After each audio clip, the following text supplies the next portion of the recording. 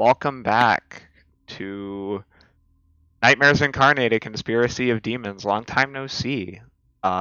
We have been on a hiatus for about a month and a half, but we are back.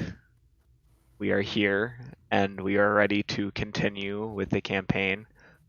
Unfortunately, due to scheduling conflicts, we are unable to have three of our main characters continue on with us, which has led to some changes, but I really quickly wanted to give all of them a thank you for all that they contributed towards the initial part of this campaign.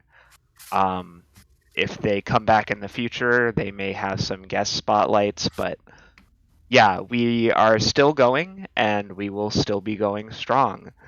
Of course, as always, I am joined by my lovely players. Today it is only two, but soon we will have some fresh faces. Uh, no need for introductions, but we have the incomparable Gerald/Rob. Hi, I'm Rob. I play Gerald. Yeah, that's about all I got to say today. uh, he's being modest. He has his own Patreon. Link I is too, I was not shilling, you but can I you can. can you can chill a little bit. We'll save the Yeah. shit. Okay. I wonder artistry and games. The Patreon is patreon.com/I wonder artistry, and we are now putting out 5 monthly publications, including a full-length 5e module. And there are various different tiers, starting at $1.50, and going all the way up to like high money for the people who want to actually play in our world building sessions. So, patreon.com/I wonder artistry. Appreciate you checking out. And we are also blessed with the presence of the Son of God, Blaine, Chris. Apparently, I am the son of God. This feels weird. Subscribe to Rob's OnlyFans as well. He posts every month. I've been asked, but no. Let's get underway. Anyways, yes. So, we will be continuing with Ferrin and Gerald first. Ferrin is pacing back and forth, his body language suggestive of his impatience and anxiety, a deep look of frustration and, frankly, disappointment on his face as he holds his hands behind his back. Every so often you see him wince as the wounds from his lashing reopen. In front of you, the group of vampires and the single guard, along with the mummy, kind of stand there befuddled, not knowing what to do next, as Ferrin turns to face towards you and says, "What do you think is taking them so long? They've been in that room for nearly 45 minutes. We're just..." I have no idea, but I'm eager to get out of here. This basement needs to be collapsed. I'm gonna need to consult the engineers of the city. Nothing that was in here... Well, the public should know about it, but nothing that was in here can get out. No, agreed. And Gerald is sort of like consistently glancing over towards the group behind him, and every time his eyes fall across the vampire spawn, he can't kind of conceal the look of distaste. In fact, he's not even trying to conceal it. He's very uncomfortable, like hanging out in this room for so long with creatures he views as abominations. So,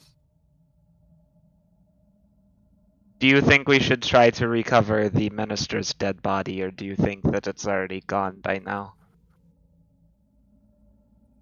That mimic said it would eat it, yes. Yeah, it did. We should probably check and make sure that it did.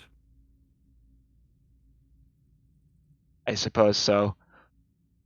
Follow me, he says to the rest of the group, gripping his forehead as I move them in a massive square. Yeah, Ferrin kind of just walks hurriedly, his slightly heeled boots clacking against the stone floor as he walks up towards the incapacitated Garistro controlled by the ghost. And then over into this area and sees that the mimic has devoured the body of Damon, which is gone. He stares at the creature and says, kind of with a bit of trepidation, you can see, I would suggest you leave this section of the sewer. I believe I'm going to have to order it to be collapsed. Now, the mimic kind of like stares at him and says, "But what am I supposed to eat? I still hunger." That is, go out to the swamps, hunt for normal prey. If you are caught in the city limits again, I will have to kill you, or have somebody do it. Most likely I will not be here. Gerald will punctuate that by just like cracking his knuckles. So, inside the room, Blaine, what is happening?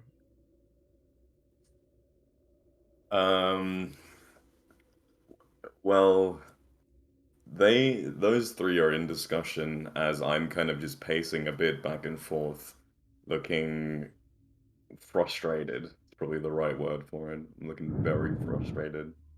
I'd like you I'm to roll me a perception check. At advantage, because Ferrin wears pretty loud boots, so 19. yes, you can hear he's coming.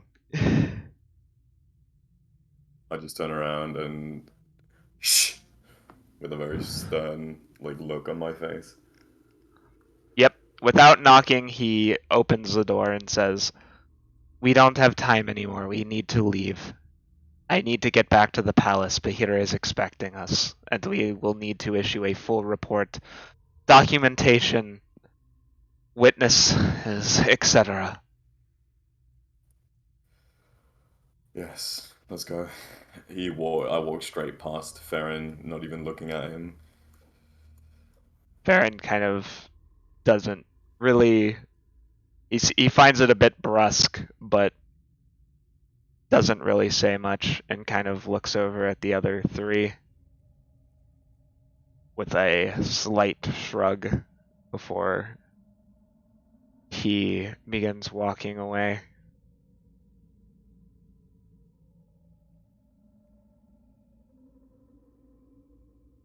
Since I don't want to, I'm gonna let you decide how they're gonna try to, because like I'm gonna have that scene where they go to the church. I'm gonna let you guys try and play out what you think they would do right now, just to smooth this around, so we can get to the next part. If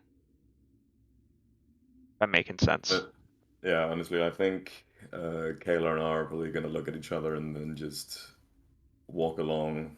Elmara is probably going to stare at Farron a bit angrily, but then go on as well without really saying a word.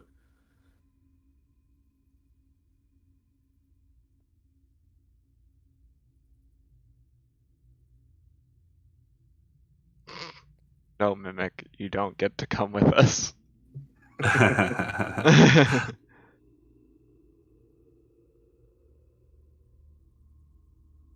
Farron, What did you?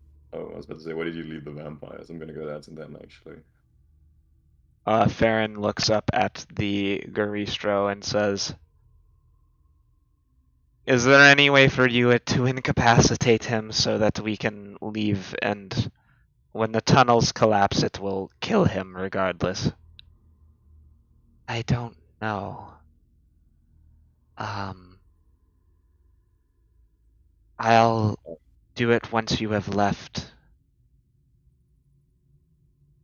The two of us will float to the surface." I think we had discussed letting the mimic eat him. The Garistro will realize what's going on before any of it will get far enough. Are we gonna collapse the roof immediately? Because otherwise, um if the ghost here will accept a knockout spell, I can knock out the Garistro for a minute if they'll just take it and just fail the whiz save automatically. Then Can you ask that in character? sure. Well, do I hear the discussion? Because I'm Yes, all the way you down here. do. You do hear Okay. that. Like, this is a. So these tiny walls are not walls. Like the big walls look different. Like these are just Sure. gratings that prevent sewage from spilling up onto the sides. Sure. Sorry, Farron, are we going to be collapsing the basement immediately, or are we going to have to wait for the engineers? Because if we can collapse it immediately, I can knock out the Garistro for a minute if you want to collapse the building on top of it. They're not going to take damage because they're incorporeal. Well, considering we have quite a bit of things to get rid of, and it can be an explosive, I don't see a reason not to do it immediately. I want this place burnt. Okay.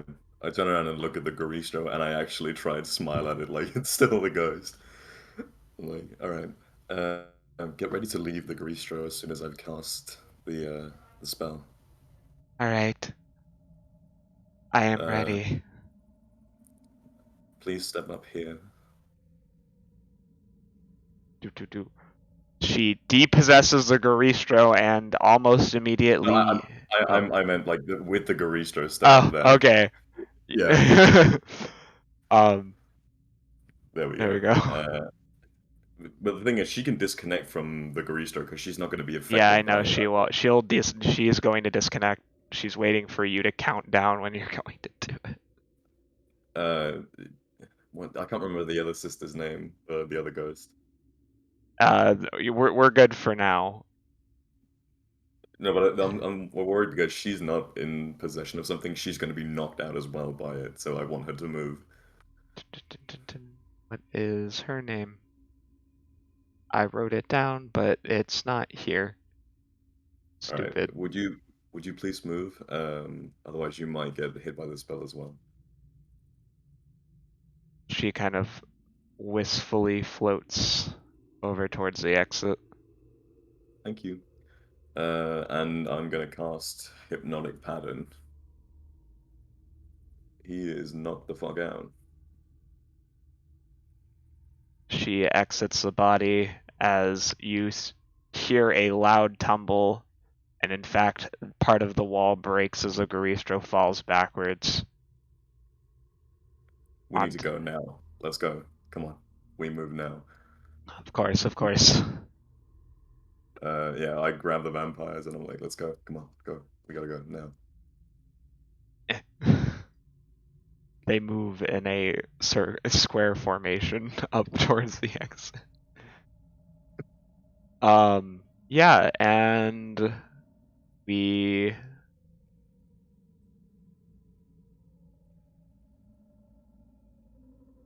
God, it's sunlight. yes, thank God. You reemerge.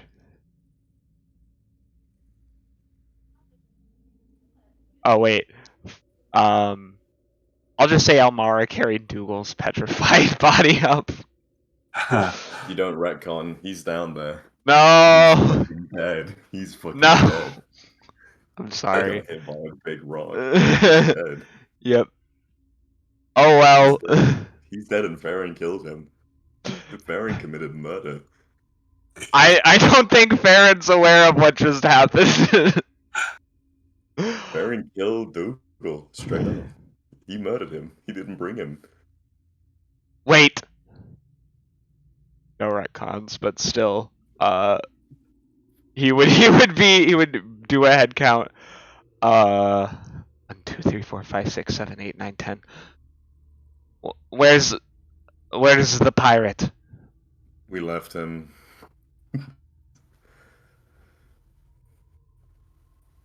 Well, we can't just leave him down there.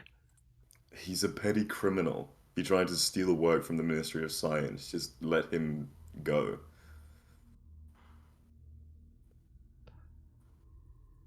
That's awfully callous of you, don't you think?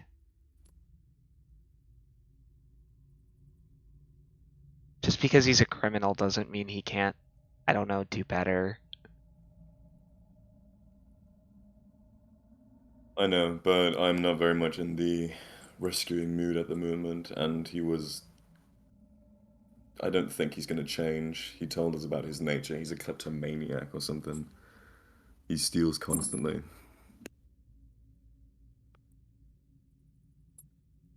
Farron, Also, look, my spell is wearing off on the Garistro unless you want a 20-foot tall, essentially Minotaur demon thing running around downstairs breaking everything. I think you need to collapse the roof.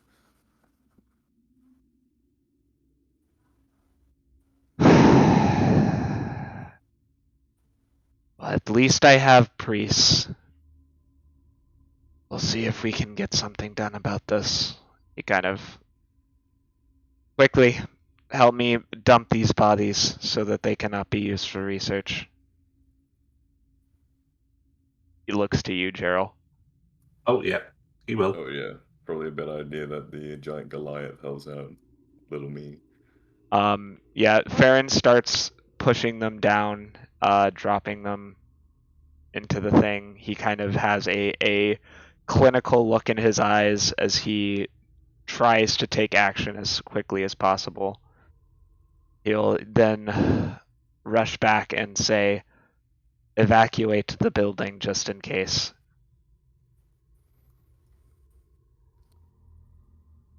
Let's move. Where are all the civilians right now? I don't see them on the map. I didn't put them on the map, there's just too many, but they're with you. Oh, cool. Yeah. Are we going to Out as we evacuate go. the entire building? Like, the fully entire building? I don't know how much of the floor is going to break. I Right. need all personnel, or I Jax, just start, Zyphor, I need them all out. I just start yelling as I'm going through with all these civilians. Everyone out. The floor is collapsing. What? What do you... Farron is exploding the cellar. Get out. Go, go, go, go. We do not have time to be My here. Go. books!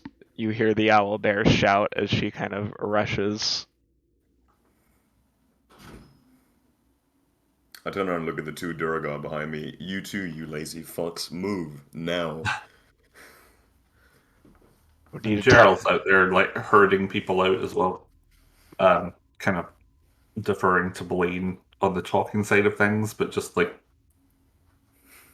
moving people Blaine's towards the mad. exits. Gerald, Blaine's hella mad. do you evacuate the crab? Do you let him free?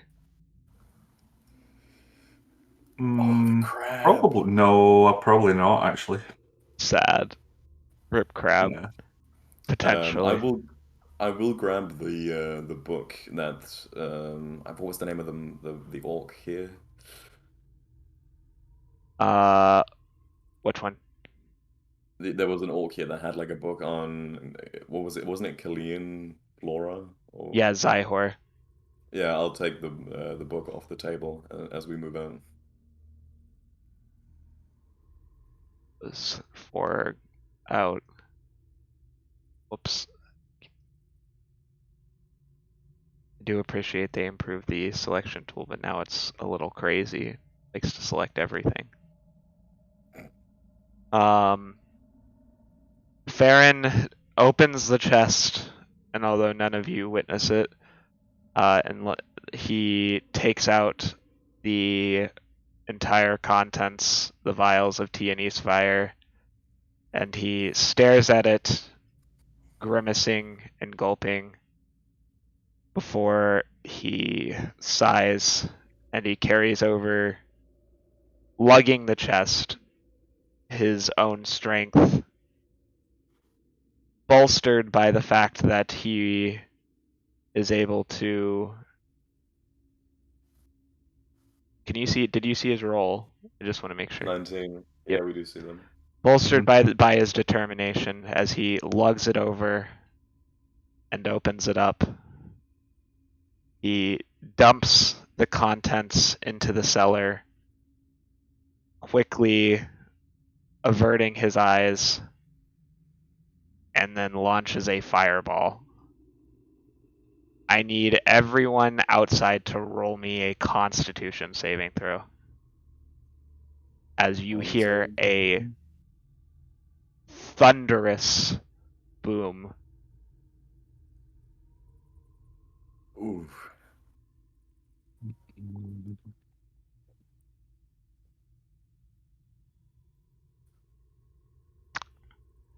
Blaine, you are deafened for an hour. What?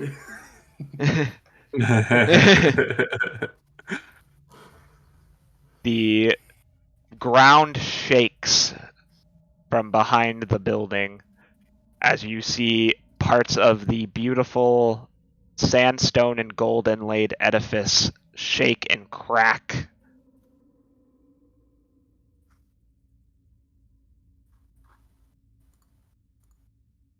What are your reactions? Do you say anything to any of the people outside with you?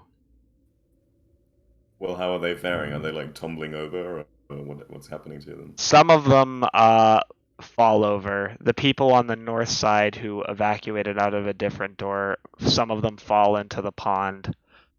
You can see that Zyhor is arguably faring the worst. He knows exactly what happened down there, and even though he's aware of its necessity, you can see a deep darkness in his eyes, despair, hopelessness. The people that fell in the pond, can they swim? Are they like Yeah, struggling? it's not that deep. Okay. Well, there's very big fish in the pond, so to make sure, like. Yeah, Right. there are some big fish. It's like Yeah. maybe about 10 feet deep. That's not that deep. It's still 3 meters deep. Like people could drown in that. Are they struggling? Is what I'm asking. Like, Nah, can they they're swim? fine. Okay.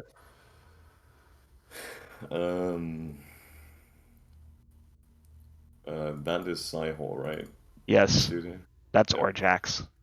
That's the one who has the hots for Elmara. Zyhor is this guy. Oh, and that's down here. Okay. Honestly, I'm just gonna hand him the book and give him a smile and say, I know you fought a lot for this. It would be a shame to lose it. It's not about the book. It's about. Thank you. He takes the book and he puts it in his bag. It's about. I know. It's okay. It's okay.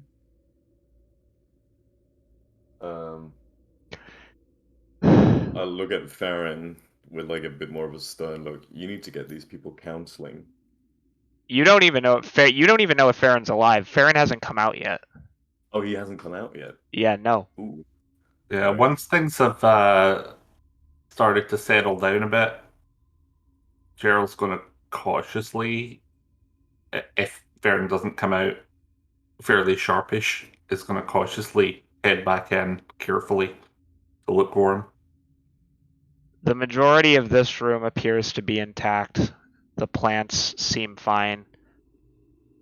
You hear a groaning from behind the door to the south. Heading over there.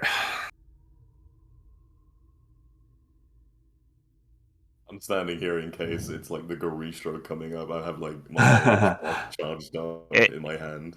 oh, it's not a demonic groaning. You recognize the voice. Okay. You see something trying to fiddle with the doorknob. Fuck.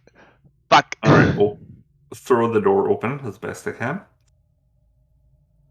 You see Ferrin, and even with his heritage and partial immunity to fire, his face is blackened with soot.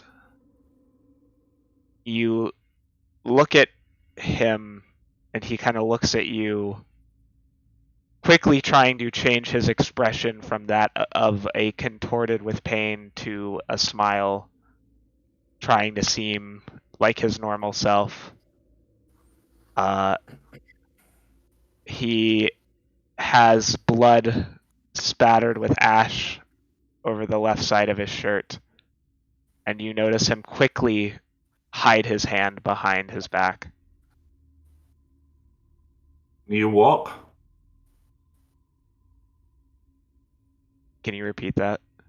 Can you walk? Yes, my legs are fine. Thankfully. Come on then. And Gerald will stay close so that if he needs to, he can lean on him. But Can I do an investigation check on Ferrin to see why he was hiding his hand? Or like an insight Yes, if you you choose. can. Investigation or insight? Whatever you're better at. Wow, 14. It's not that difficult. He has to lean against the bush as he's walking out. You can see that on his left hand, his fingers are gone. Just, they've been exploded. Where he cast the fireball, nothing remains but charred stumps. One of them appears to have been cut off. You're not sure why, but you could make a reasonable guess. Yeah. As he stumbles forward. Ferrin, come here. Yes. What Show is me it? your hand. Show me your hand. He sighs and he reaches out his left hand. You can see that the explosion took out a large chunk of. Is his hand like actively bleeding right now? Yes. All right, I heal his hand for 7 hit points. You manage to cauterize the wound and prevent it from bleeding, but you can still see that 3 of the 5 fingers are missing. And The rest can be repaired. Don't worry. He looks down at it and then he looks up at you and says, I didn't want to worry you. I survived the blast. Aaron, you were actively bleeding out of your hand. You're missing 2 of your fingers. You could die from that. If not from gangrene, then from blood loss if you didn't get it fixed in time. He kind of looks at you and is like, I don't think I can develop gangrene. But Alright, you can get blood rot in that case. Like, you can get, yeah, whatever, really. He wasn't trying to be, like, condescending. He was just saying, he'll kind of put a hand on your shoulder, his other hand on your shoulder, and say, Blaine, it sounded very condescending, so he kind of pushes his hand off. It's like, whatever. And he just walks around him after he's healed him. Are you all right? Is he talking to me? Yes. I'm just straight up ignoring him walking out the door. He is so annoying. But finally, it's over. As you walk out the door, you notice that you've been in the ministry basically all day. From morning to sundown. On the sea of tears reflected in bright oranges, reds, and pinks, you can see the sun is setting.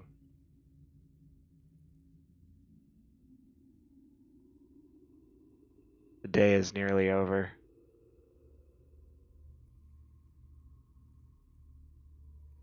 I could use some rest. We have a report to file. Well, I have a report to file. I just need you as witnesses. You see the dark circles under Ferrin's eyes as he puts on an exhausted smile and says, to those of you who worked in the ministry and did not fall prey to demonic ploys, you will be commended. I will see that each of you receives optimal time off and medals for your assistance. You can see his face, kind of like what I'm doing right now, he starts tilting a little bit, his head moving back and forth as his eyes are unfocusing. I look at you, Gerald, and I look at Farron, and you should probably grab him. He's gonna Yeah. fall over. Gerald's gonna just scoop him up, basically. Oh my. The day was You not. need some rest too. Yes. Today has not been the finest day for the Tianese government. But, like the hibiscus flower, we will bloom again. And he tries to put on a cheery smile, but you can see the exhaustion physically draining him. Now, And Gerald will sort of be kind of humoring him with I'm sure it will now. Back to the palace. yes. I'm gonna let you guys voice the others for their excuse for why they're not going directly to the palace, because Baron's gonna start walking, expecting everyone to follow who's in the group. I'll just take Ara and Kayla if you want to do Ilmara. Sure. I believe Kayla and Ara are gonna. They wish for some time to process the things they've seen in the ministry. So they're gonna go for a walk somewhere and talk it out with each other. As their excuse, anyway. Baron just kind of nods. He seems far too exhausted to try and convince them otherwise. Sure. Take the time you need. Regardless, be back at the palace before midnight. And then, Gerald, what does Elmara say? I think Elmara, having seen all this and with her and with the kind of zeal behind everything that went on, I think that there's a sort of bubbling rage and Elmara kind of gruffly says that they need to go. They need to go pray need to find a temple altar to pray at, and kind of just like stomps off without really waiting for a response. Ferrin shakes his head, but seems honestly more understanding right now than he usually is. He says, I could use prayer myself. Gerald Blaine, are you coming with me?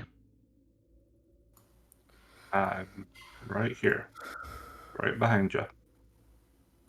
I'm just gonna look at Ferrin and I'm gonna nod, but I'm gonna turn around and look at the individual vampires, and I'm gonna I'm gonna make sure they each have a place to go before I leave them. Like, are there any of them that are like in need of a place to be? You can tell that the kobolds are likely homeless. Farron, due to blood loss, seems out of it. So unless you like point it out to him, he isn't gonna be paying attention. Like he's stumbling practically. He can't properly walk like 2 feet. I write down a little card with my full name on it and like tell them to contact me in the morning, and I hand them 50 gold so they can find a tavern for the night to sleep in. One of the women takes your hand. She stares at you and she says, "Thank you for your kindness. Always. Don't." We des- we deserve better than this. Yes, we do. Don't let this, even if it wasn't his fault, don't let anything like this ever happen again. I will Make not. She puts a hand over yours and puts a small ruby, a symbol of Kalia, into your hand along with dried rose petals, and says, "The Sultan needs to be a sultan for all, not just for some. And even if he supposedly is the Sultan of all, as he likes to claim, he needs to act it." He acts in words, not in actions. I will not allow this to happen again. I take off another piece of paper and I hand it to the three vampire girls. I'm like, if you ever need help with anything, do not hesitate to contact me. I I want to make sure that we are not treated like second-class citizens in this country. This is unacceptable. She nods and she says, "Most of the time it's just harassment, but It's not. You already the government has failed when you're saying it's just harassment. that was It's a not. different one. It's not the same one you were talking to. It was the one who's been more kind of diplomatic." Yeah, but I'm just saying like that the government has already failed if you're saying it's just harassment. There should not be any harassment. There shouldn't be any problem. We should be viewed as citizens just as anyone else instead of something they can treat as something lesser. I will not stand for it. Thank you. Go and kill his light. And I hand them 50 gold as well. Like each. I hand them 50 gold each, so 150 gold. They smile and they say, they kind of bow their heads. "You all are true heroes today. Even the Vizier, he proved himself in certain ways that I never thought I would see a member of the government do. But he deserves to be shaken by what he saw. Hopefully it teaches him something. I hope it did. And now I'm gonna go teach the Sultan a few things. You see Ferrin starting to walk across the path. He's kind of moving in a zigzag fashion, struggling to keep upright. We should probably I go and think make if sure he we doesn't fall in a don't, ditch or something. yeah, and Gerald's been sticking pretty close to him. So if we don't go soon, I don't think he's going to be able to walk back to the palace. Yeah. I look at each of the vampires and I nod at them and I walk off with Gerald.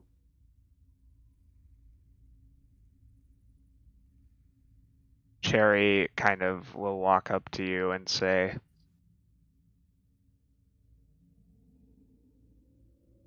for saving the ministry from the influence of evil, take this. She lifts up her backpack with her ridges on her beak, and then with a paw hand you a book, and silently will return inside. I just whisper, thank you, and without looking at what the book is just yet, I'm gonna put it in my bag and just walk. Yeah, you can see the rest kind of going back inside, or Jack's just kind of scratching his head, thinking about what's been going on. Zyhor is Uh, in tears, just thinking about what happened. yeah, I am gonna bring the guard who's in chains at this point. I'm gonna bring him to the palace. Remind me what you're talking about, real quick. There was a cultist of Orcus that surrendered downstairs, and we ripped the mark off him, but he's still Yeah, the elf killed people. he was not a Yeah, cultist of Orcus, he was a different cultist. it tit for tat.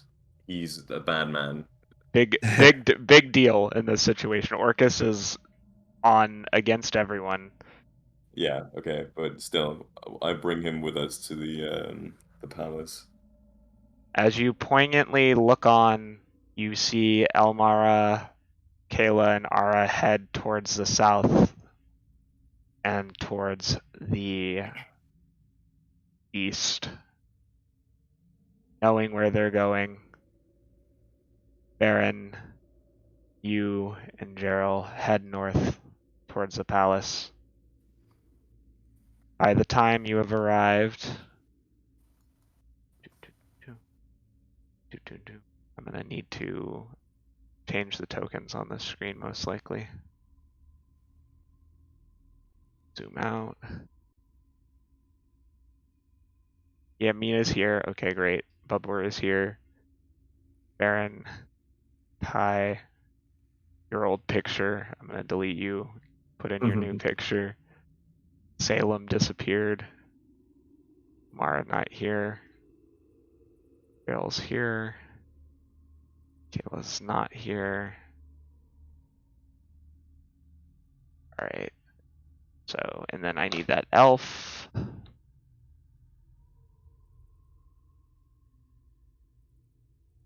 Bam, there he is.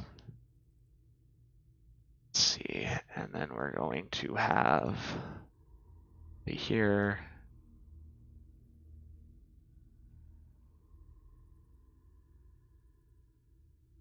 All right.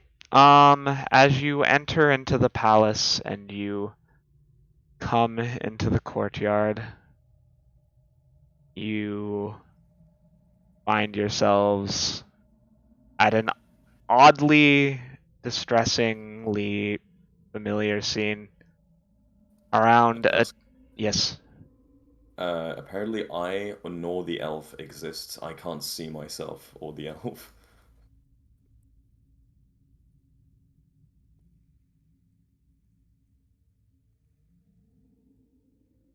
You do exist now. There you go. The elf's right here. So y'all are coming. Okay. Yeah. Cool. So around the table, you have kind of your companion. I hate that. Stop doing that. You have your companions. They seem oddly cheery considering what has just happened to you. They're sitting around enjoying tea as you walk in. Babur, standing by the sundial, has his own glass. Almost instantly, as the group of you walks inside, you see him drop the porcelain to the ground. It shatters, and he rushes over to Ferrin, staring at him with a sense of shock and horror. Um, Ferrin, are you okay? What? You look half dead. About accurate. Everyone's eyes turn to face you. Let me get Mina's new photo. Mina and Ty, along with Pillin and Calcorin, kind of turn around from their tea, seeing the blood covering your skin, kind of look shocked almost.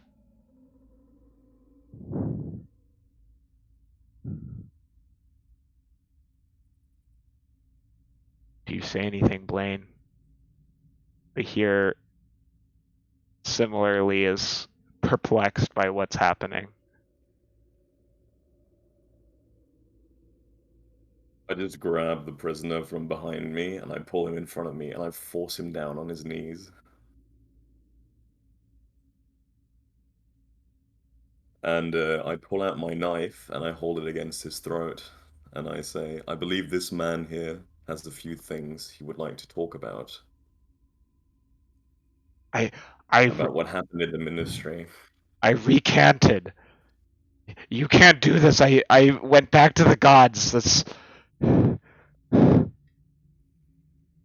You committed ritual slaughter. You may have turned from the demons, but you are still a criminal and you disgust me. Bahir You kind. have hurt my people. Like, Blaine is like shaking with anger as he's holding the knife against his throat. Bahir flaps over quickly and kind of stares at the elf on the ground. What? He kind of Bahir looks at you almost shocked. What did you find? I knew we suspected something was going on, but all of you seem a mess. I point at Bahir. You will be quiet. And like, I have I have seen things down in the Ministry of Science that should not have been viewed by anyone. And you have let this happen right under your nose to my people. We will talk because I have a great many things to say to you. But first, we need to deal with this.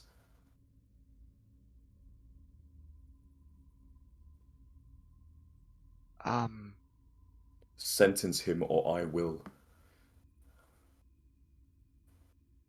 What did the gods sentence him to if he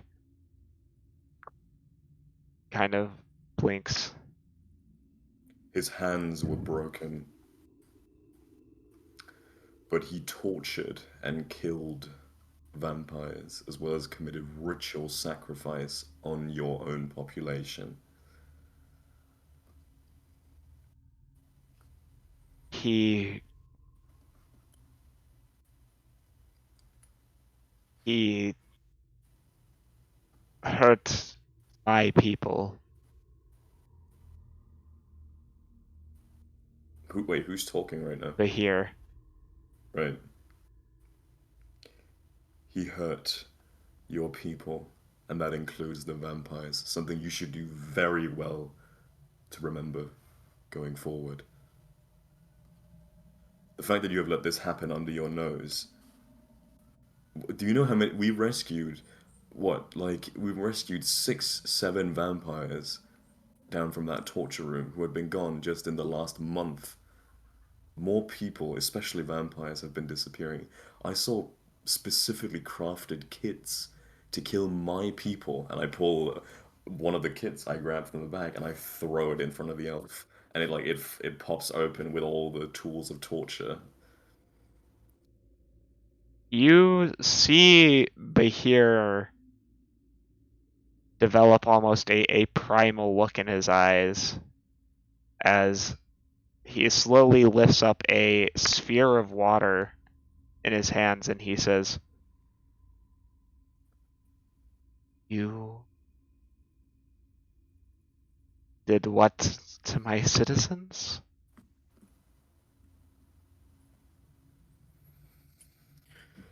Go on, speak. I slap him on the side of the head. It, what am I supposed to say? I recanted. I was forgiven. The mark wouldn't have been removed. You may have been forgiven in the eyes of the gods, but you are still a disgusting criminal. You see Bahir practically incensed take the sphere of water and slowly place it around the elf's head. His red eyes unblinking and unflinching as he lets it sit there. Okay, this might draw every guard's weapon on me, but I grab Bahir by the shirt and I push him backwards. So he pulls the sphere of water off. If you want him dead, kill him fast. We do not torture. We're not demons. And if you start torturing him, you're no better than what we killed down under the Ministry of Science. I need you to make me a dexterity check or acrobatics. Oh, I'm bad at both. 13? Yeah, no, you are tackled by Babor. Babor tackles you. Yeah, I don't move. Like, I'm not gonna fight him, but I do push him off, and I do say that before I am immediately football tackled. Bahir looks to you, Blaine, and dispels the water as he sets it back into the fountain and then puts his hands behind his back, staring at you with a mixture of confusion and anger and just not disappointment in you, but clearly disappointment in himself as he paces on his large reptilian feet. What would you have me do? Just If you wish to kill him, make it a quick execution. Otherwise, put him in prison for life. If we begin torturing, I'm still under Babor right now, but I'm just like talking at him. if you're gonna start torturing people, you're gonna become exactly like the things we're gonna be fighting. You're saying he doesn't deserve torture? I don't even... He kind of looks at the kit. I am not of the vampiric ilk, but I have tried my best to remove my kingdom. Oh, he said ilk. You see spite in Blaine's eyes. That is a very negatively laden word. I mean, that's fine. Yeah. It's how he would talk. I've tried my best to remove prejudice here. I have done what I have can, and yet he, some nobody from a village somewhere, questions my authority, and not only does that, but harms my citizenry. You can see Bahir is becoming increasingly difficult to deal with as he picks the elf up by his throat. His Can I tap Babor to like can I come free? Babor is not getting off of you. You just pushed the Sultan. That was Yeah, your mistake. I guess, yeah. Um, is there nothing I can do to move him without actually hurting him? Fine. All right, I'll stay where I am. Gerald can also say stuff if Gerald has stuff to say. Gerald is just sort of standing there, and his gaze is kind of fixed on Blaine with this like really look of curiosity. It's Gerald's deep in thought, but he's obviously like staring at Blaine, and it's like he doesn't quite know what to make of what just happened. Yeah, But Yeah, he's not like inserting himself into the situation at all. So yeah, that's fine. Like I'm gonna yell at Bahir from underneath Babor. that's fine. Bahir, it is not just some foolish village idiot. The first thing we saw when we arrived in Tian was one of your very own inquisitors harassing a vampire fisher salesman who was just selling fish, funnily enough. It's not a failure of populace, it's a failure of government as well. You see, Bahir, he doesn't look at you, but he is digging his sharp claws into this elf's throat, drawing blood, and he essentially throws the weakened elf far afield, straight into the pond in the center.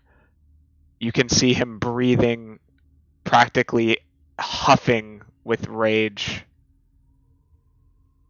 Mina approaches him and tries to place a hand on his shoulder and says, "Sire, please calm down. This isn't going to accomplish anything. I am sick and tired of this. I am sick and tired of hearing of vampires being murdered, of vampires being mistreated. I am sick and tired of my people 30 years into this damn alliance.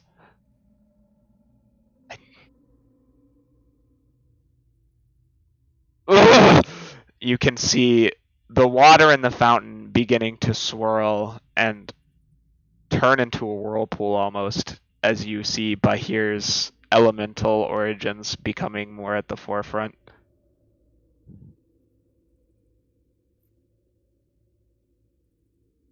The members at the table watch nervously. Babor, Like, finally seeing kind of what's happening and that Bahir's becoming almost uncontrollable, will step off of you.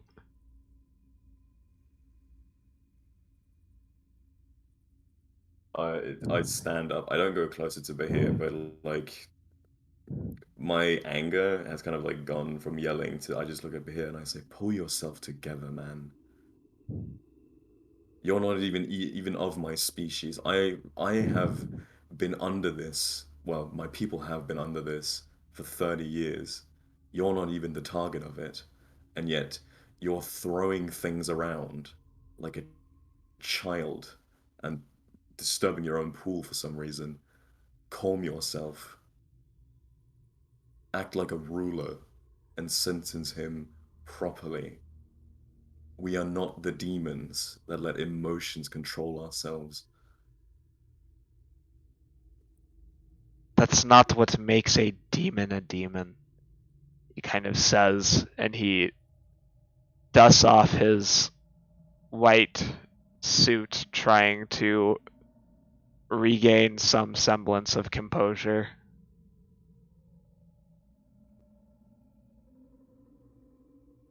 I know that's not what makes it a demon, but a demon lets itself be controlled by its base desires.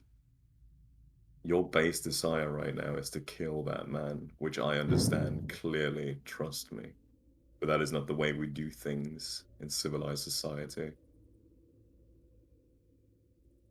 Bahir kind of looks at you, and like you can see that there's a certain amount of respect because you're not dead. But like at that last comment, he kind of narrows his eyes and says, I don't think it wasn't implicated that he wasn't civilized. I'm just saying because we are in civilized Okay. society, we do not murder like just on the spot. Yeah.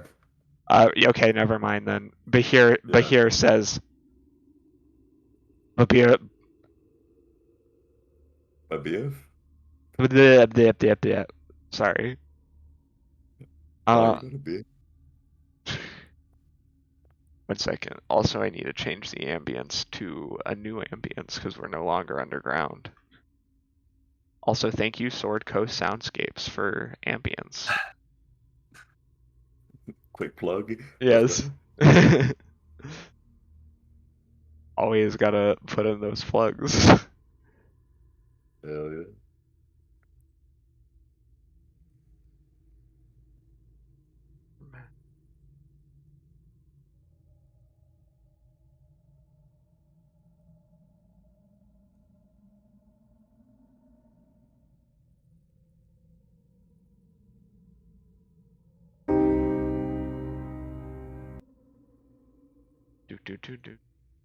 But yeah, you see Bahir is just kind of like he also does look at you and says, in the future, I would also remind you, don't shove me, please, for your own safety.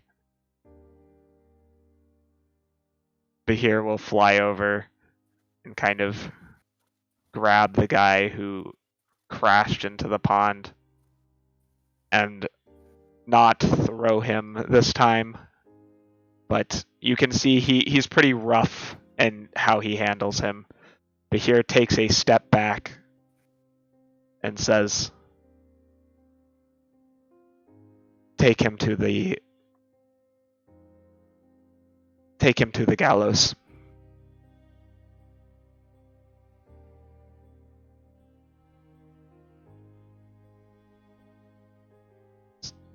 Sir, if he's truly repentant and the gods...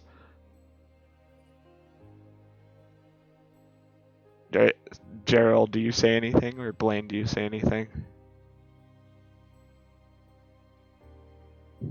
Gerald kind of nods abruptly, and then just kind of he'll look towards the elf and turn his back on him as a kind of like measure of, yeah, it's like a northern kind of judgment thing. It's like turning away from the condemned. Yeah, you turn your back on the person, essentially. Yeah. Bahir says, if the gods see fit, and he is truly a worthy soul, I may not be struck down, but he may survive the hanging. If he does, so be it.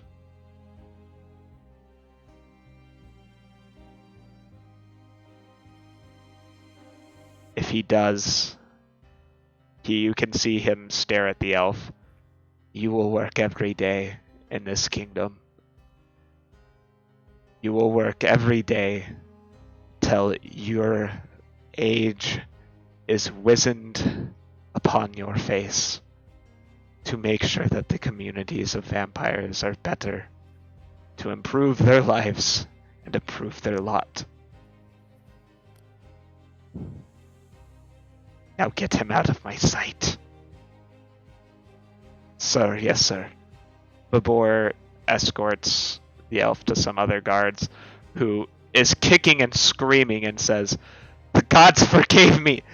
How dare you! Who are you mortals to... And he is kind of taken out of earshot. Bahir goes back to his chair and sits, folding his hands in his face.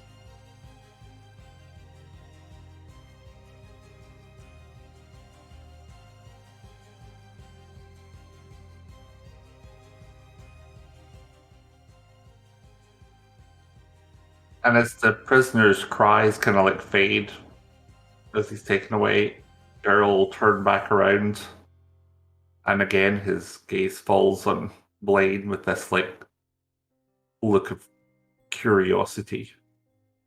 Yeah, as you turn your gaze to look at me, I'm like walking over to the fountain. And I stand and stare at the water for a while.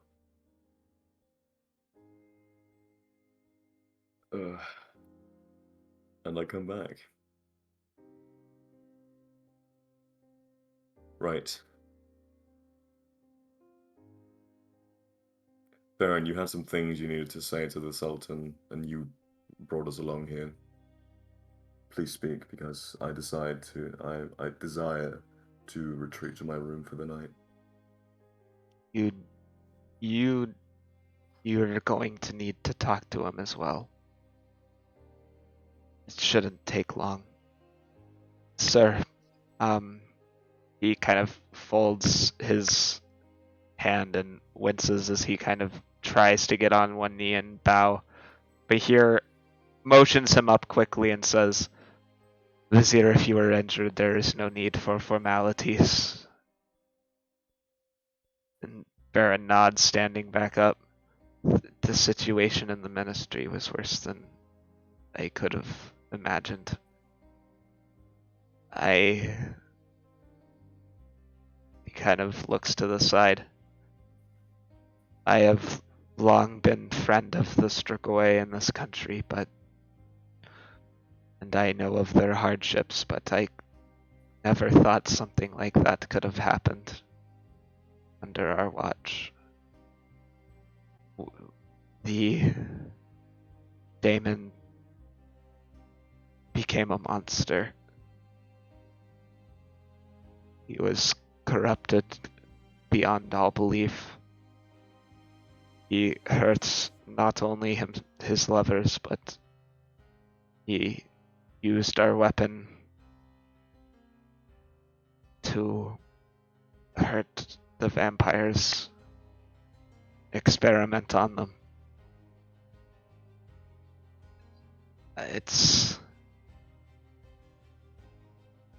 It is as Plain states. We have to do something. Now,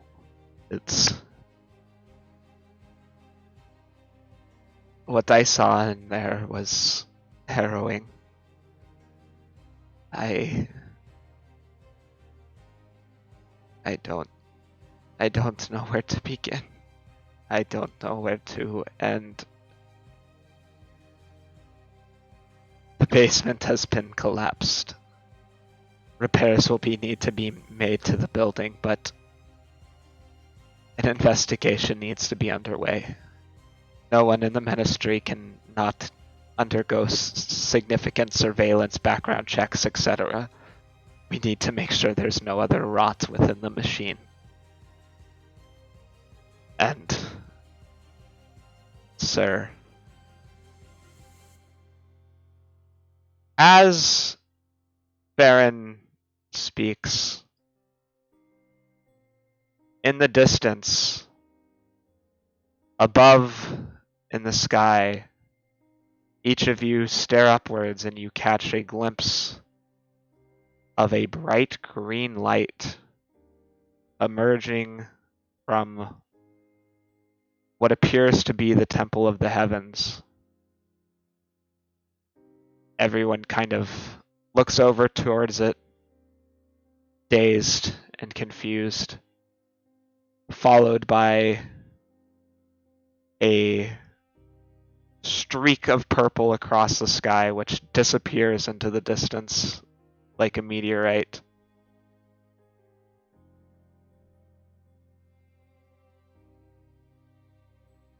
Bahir, dumbfounded, and once again angered, kind of slams his fists against his wooden table. What is it now? What could it possibly be now? Can I do an Arcana check on it to see if I can like recognize if it's some type of magic? You know what it is. You don't need to do a check. You know it just Fine. happened. All right, fine.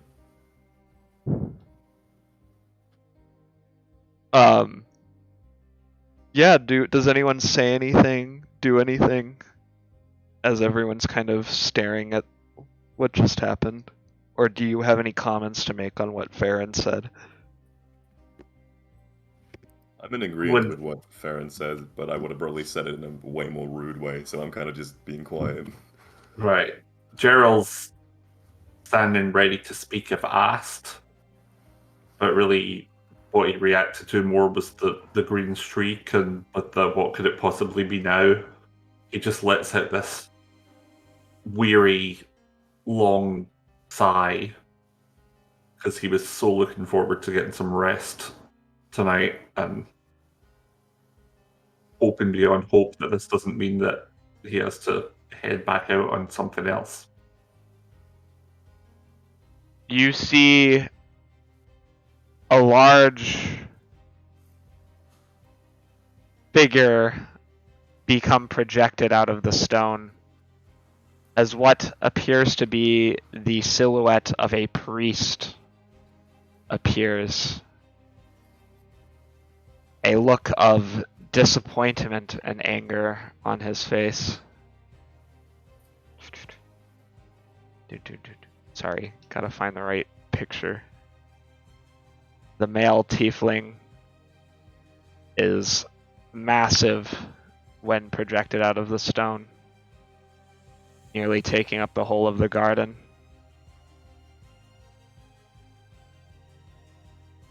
And he looks over at the table where Bahir sits and says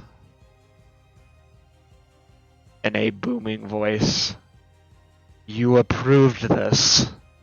The use of demonic ichor in Teeny's fire. You approved research on demons. What could you possibly be thinking?"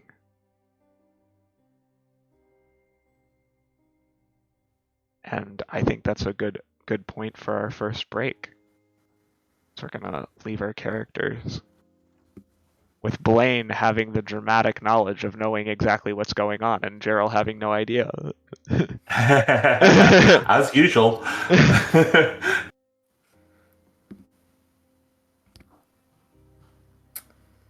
All right.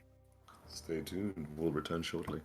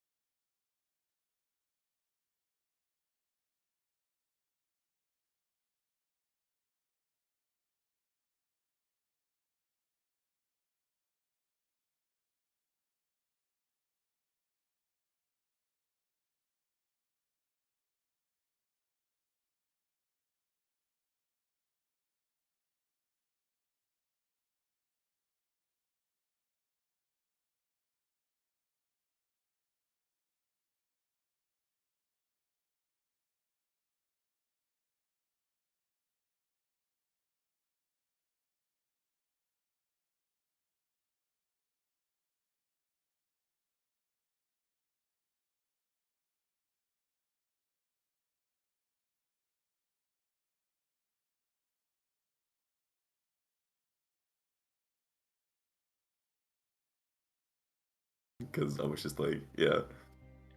Also, hello, Gerald. Hello. Yeah, And- my mother-in-law was causing issues. Are we ready? I do believe so. All right, we are back. I like your shirt, by the way. Yes, it Forgot to say that, Gerald. is nice. This one? Yeah. Thank you. That is the White Raven logo from the Dungeons and Randomness podcast. Nice. All right, let's get underway. Well, right now everyone's kind of at a loss for what's happening. I want to get the reactions from you two. Like, what are you thinking? Because as we go around the table, you see Farash, the Sultan's husband, just at a loss for words. Mehmet doesn't comprehend what's happening either. Mina seems utterly aghast. She has both hands over her lips. Ty just looks utterly dumbfounded. Babor seems to be kind of aware of what's going on, and Ferrin obviously looks unhappy. What are your reactions? What's going through your brain? I don't know if Gerald sees this. I mean, roll a perception check to see if you see this. Okay. Yeah. No. I'll roll deception. Just okay, 18. But you don't see that I kind of smirk a little bit at this revelation. But otherwise, I don't really move. Actually, I'll take a couple steps towards Ferrin. I'll stand behind him, up against the chair here. Bahir stands up again, once again rearing up on his massive legs and kind of tries with a sigh to walk around to the other side of the table and says, I am attempting to fulfill prophecy, to enact Natir's vision, to reunify the land. Why not use why not use the weapons of the enemy against them? I mean, assuredly, like, Miss Isabel assured me that the technology would be most useful in the war. And you approved it without being aware that it causes undead to transform into demonic undead? I think you should reconsider what you're saying, Bahir.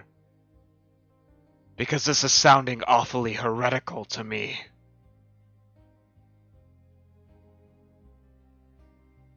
Bahir stretches out his wings and kind of bares his fangs. Once again, you can see the anger in his eyes, as this past week has been a lot of things collapsing around him. You're calling me, a son of Natir, a heretic? You refer to the Sultan of the great state of Tien as a heretic? His fists are shaking. Ferrin will kind of rush over and grab his arm and quickly. Okay, can I hold Ferrin back? Yes, you can try. Yeah. What do you want me to roll to do that? Acrobatics or athletics? Or athletic? 7. He gets out. Ferrin sees you do that, but he is not. He is going to go over and he grabs Bahir's hand and he says, Sire, please. He knows not what he says. You know that it was a mistake, but this can be rectified. Rectified? The entire sewer system in the eastern caverns had to be collapsed because of your negligence, Bahir. To me, it sounds like your father picked the wrong member of your siblings to rule. Perhaps you weren't the smartest after all. Yeah, Bahir is shaking at this point. He manages not to say anything as he is chided, but he looks up and he says, I wanted to try and win a war. What is this about it transforming undead? None of that was information I was privy to. Oh, so do you expect me to believe that you approved this project, worked with Isabel, and knew none of it? The evidence brought before me is enough to depose you should you make one more step out of line. You have no authority over me. I am the head of the church, not you. And you can see the male tiefling's eyes narrow, and they both squint at each other with an animosity that could only be described as absolutely frigid. The room falls into an uncomfortable silence. You may be right for now, but the people know. They found this is going public.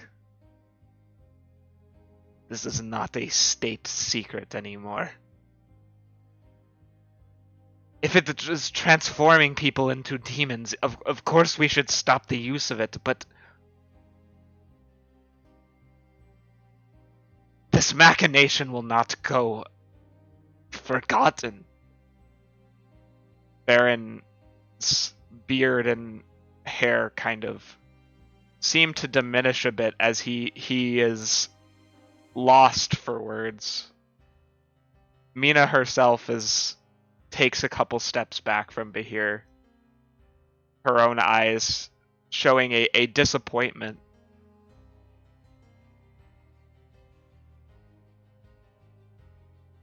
You are to report tomorrow to the temple for lashes.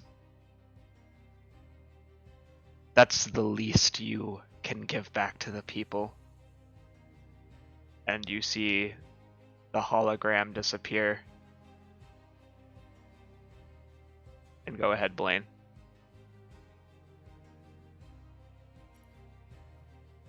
The work with the demon's blood has to stop. It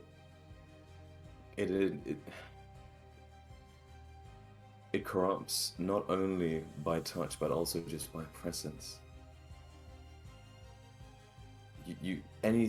Any project you've got going on that involves demon's blood, if you think about it, I'm not privy to all the information you are, but you need to cancel them. And you need to destroy all traces of it that you have. Stop utilizing it, because otherwise you're going to see a tragedy like this pop up in every sector you're working with it in, sooner or later. Ferrin gently, platonically, kind of touches Bahir's arms and kind of looks at him and says, Sir, please.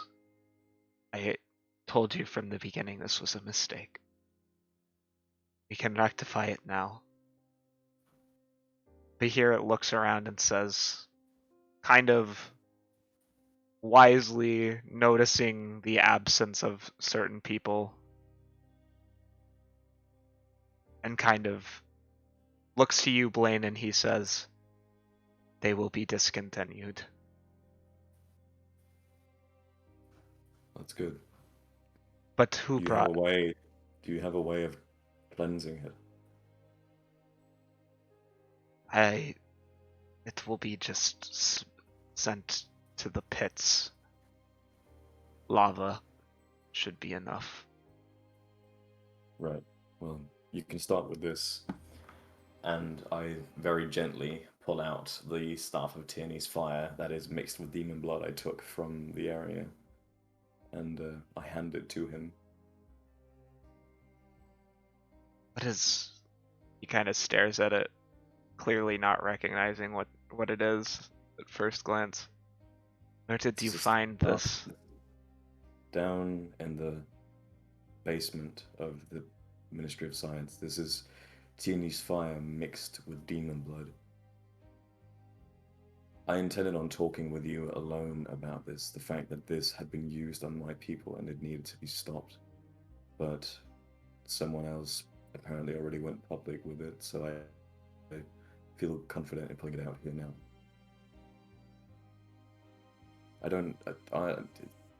I want you to get rid of it. I want to see action, not just words. Please. And Blaine is like, he's got like, yeah, he isn't fully crying, but he's got like tears in the corner of his eyes.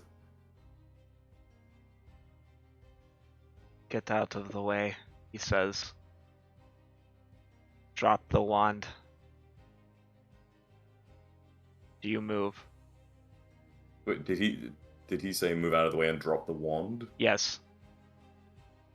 I mean, I'll do it, but that's a very rude way of saying that. But yeah, sure, I'll move. Behir gently places his pet dragon on the chair, and you see his body begin to grow in size as his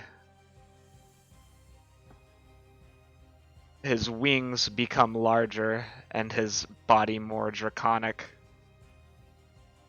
until you see an adult dragon standing where he was.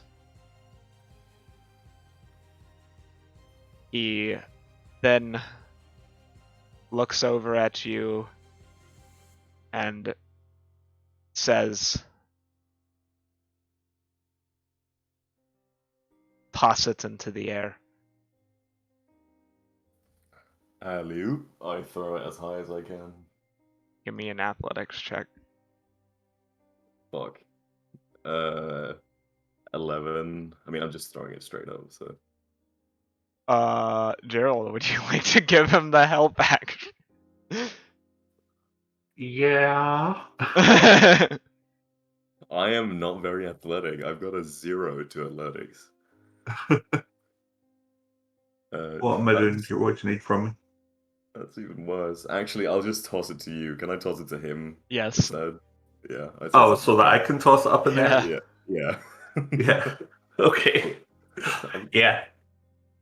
That'd work. My strength is only 10. You throw the wand into the air. As it spins, you see a beam of ice emerge from Behir's transformed mouth, and it breaks through the wand. You see a compressed, sudden brightness in the sky as all things appear to go still before, in a flat desk, the green gas rolls outwards and in the late evening sun dissipates. Behir returns to his normal form and stares at you, Blaine.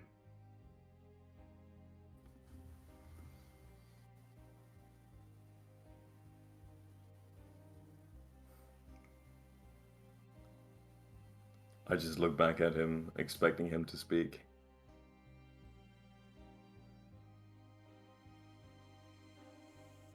He doesn't really know what to say.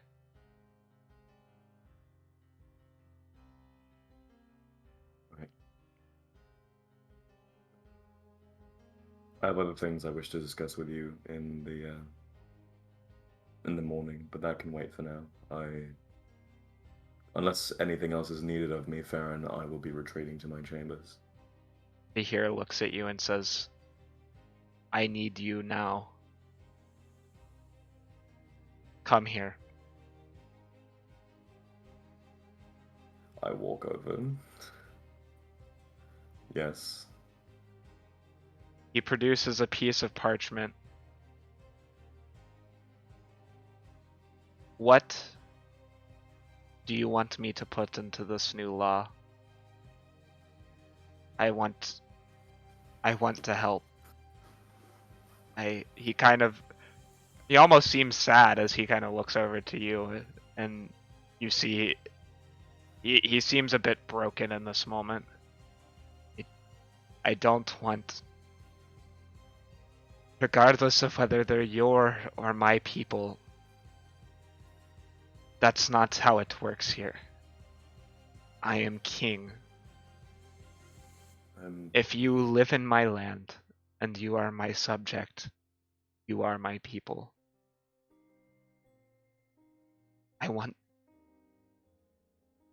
He sighs and he kind of grunts as he resists the urge to punch the table one more time. I want to do right. But yeah, I'm not sure a law is going to help. What I do believe is going to help is, since you've already been sentenced to lashes tomorrow, you can speak to the people afterwards and condemn the harassment and the racism my people is exposed to.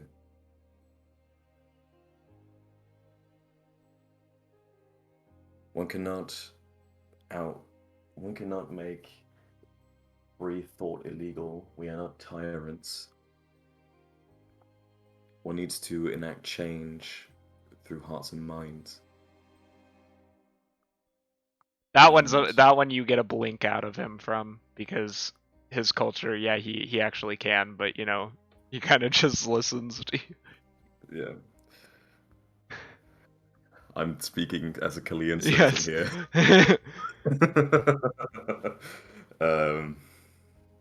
You need to change the hearts and minds of your people the right way, and the best way to start with that is by condemning the harassment and the racism and the endless persecution by even members of your own government. It truly saddened me when I saw one of your inquisitors hounding a local fisherman just because he was my race. A law will not help. You need to voice your opinion firmly. Let it start from the top and let it spread down.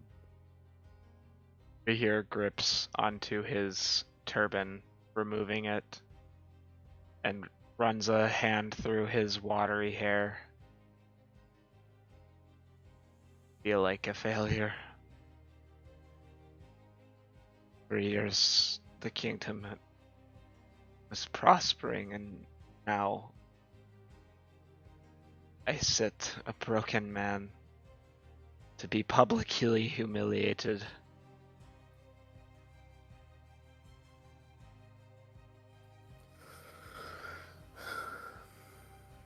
The only way you become a broken man is if you do not rise after this humiliation. You've still got a country to run,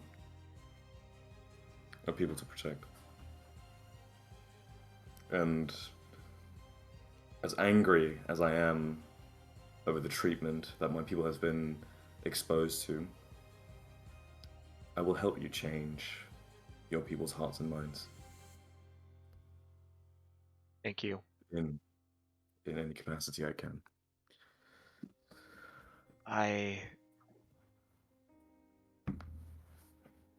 Gerald, are you doing anything while this is going on, just real quick? Observing. The curiosity on his face is like staying, but it's now focused on the Sultan as much as it is on Blaine. He's there's a lot running through his mind, and but the kind of internal politics of what's going on, and the kind of overview of like what's going on in the Sultanate are not forefront in his mind. He's thrown by the behavior of both of them and their words. In a good or a bad way? I don't think he's sure yet. Yeah, Fair. it's Fair. that's.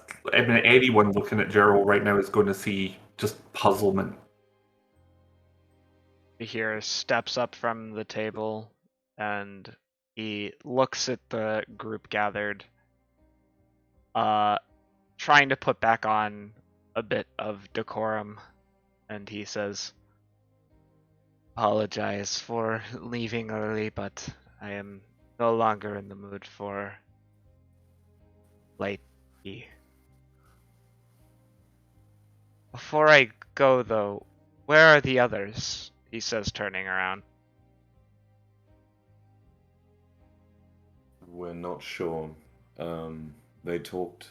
Two of them talked of going for a walk. I don't know where Almara went though. I didn't hear. I'm gonna need a deception check from you for that.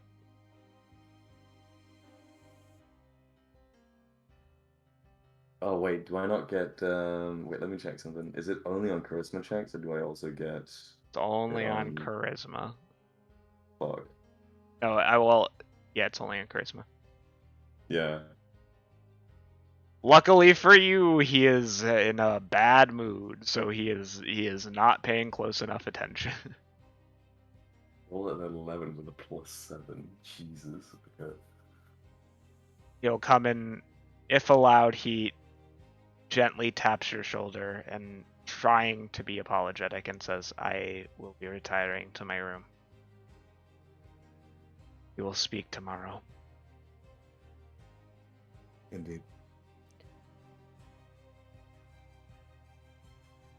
Yeah. Blaine just kind of rubs his eyes. He's looking very tired now. Ferrin is gripping onto the railing beside the river that runs through the central courtyard.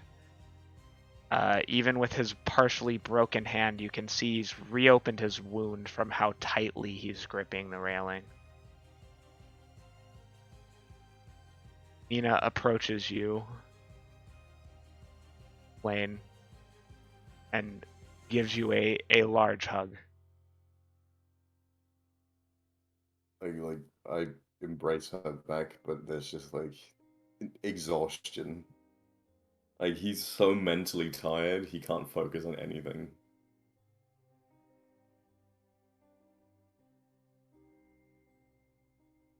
We'll speak tomorrow. I need to sleep. It's The day's been an awful day for this country, Aaron says under his breath, as you see a small trickle of blood emerge from where his hand is onto the railing.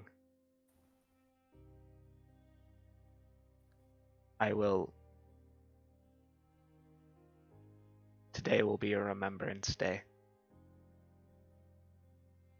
A day where we honor our treaty and we remember that tieflings and elves, Genasi, are not the only people who live here. I make that promise to you. I may not be perfect, but you're right, that can never happen again. Not here. Not in my country. Aaron, kind of defeated, will walk off. Aaron, I yell at him. Comes back. Go to the medicus before you go to bed. You're dripping blood on the floor again. He stares at his hand and then back to you and he says, kind of with a grimace, you can see a bit of self-loathing in his eyes. Seems like divine punishment for me being... Spare me. Go to the medicus. Get your hand fixed. And we'll start the work tomorrow. Yes. He will pat you on the shoulder, Gerald, as he walks past. He also hands you a bag of 200 gold. Repayment. Daryl just nod in thanks and just look him in the eyes and say, "Rest, heal."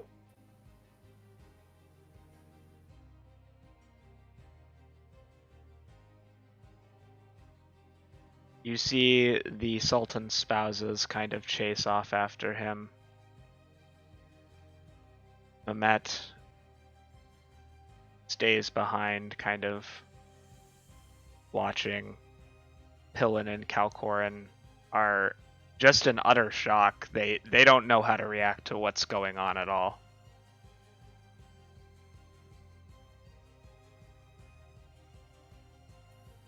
Pillin, Kalkorin, I will tell you the rest of what has happened if you desire to hear it. Otherwise, I'll be retreating to my room and yeah.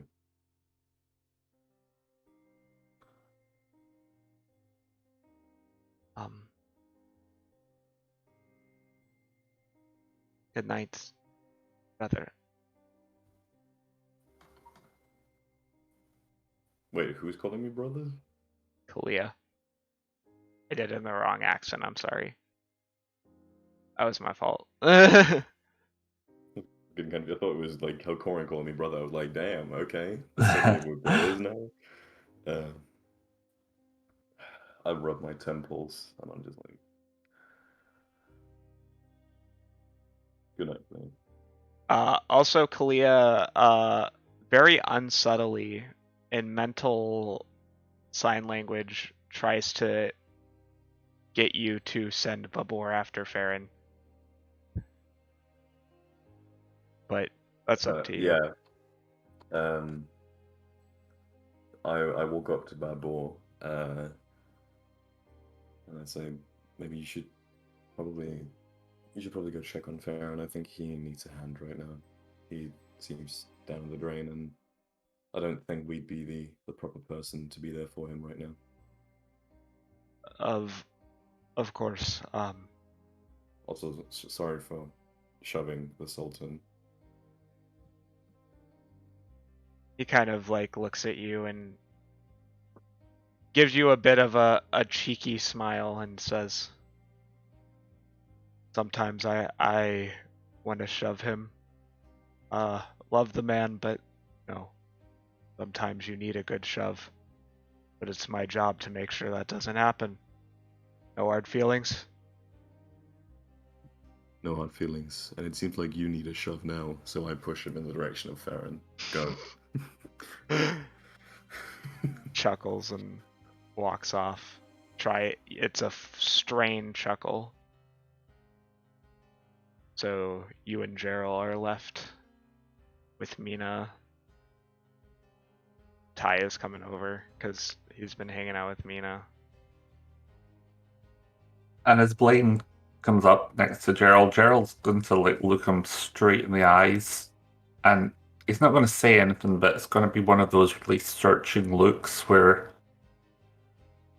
he's like trying to ascertain something, like read the person just by looking into their soul almost. You see, Blaine looks back at you very exasperatedly, and he just kind of whispers, a little defeated, "Can you please take off the necklace of vampire teeth? It pains me to look at every time I see it." And Gerald's going to kind of break out of his reverie and kind of put his hand up to the necklace. I don't want you to Pause break for a or moment, anything. and I don't he'll want you just to break pull it or anything. off. Yeah. Yeah, Say, I don't want you to break or anything. Just please take it off. It's yeah, and he'll just pull it. It's like it's loosely tied around, so that it just pulls off. And he just slides it into a pouch and nods at Blaine, Thank you. and kind of bites his lip for a moment and says, "I have much to learn."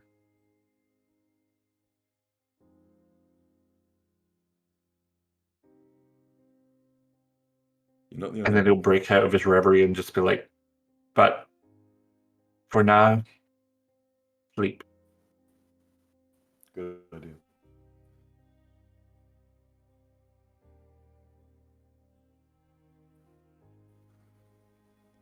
I look at Mina and Ty a little quizzically since he came over. Well, Mina just seems distraught. You can see how upset she is right now. Yeah. Her face is just basically contorted into a mask of disbelief, shock, fusion. He doesn't know what to think. Ty is kind of just there Since for yeah. yeah, since Mehmet is in the room, I'm gonna message Mina, and I'm gonna be like, if you wish to talk about it, my door will be open, but you probably shouldn't go while Mehmet is still here.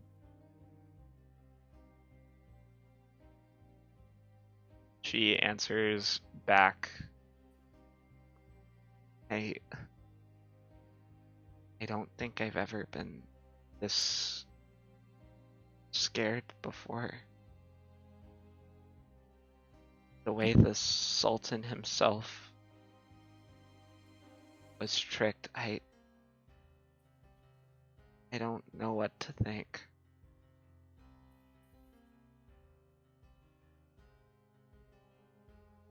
He's Strange supposed feeling. he's supposed to be like a god.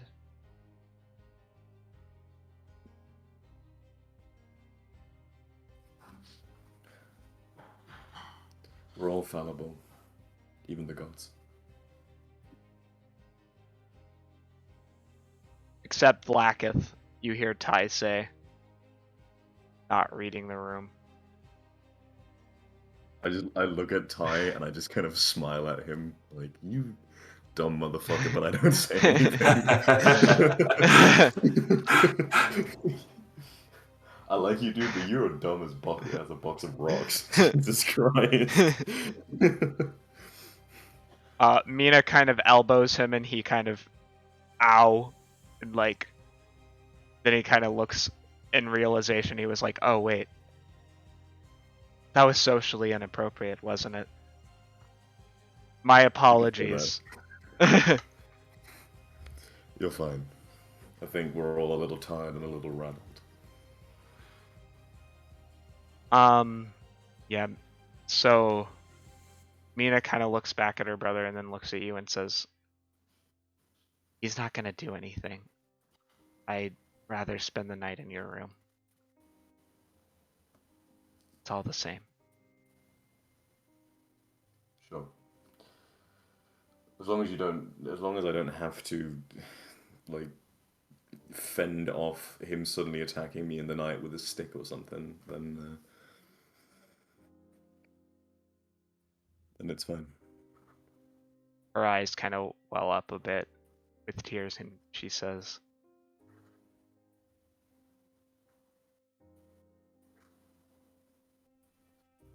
I love my country so much.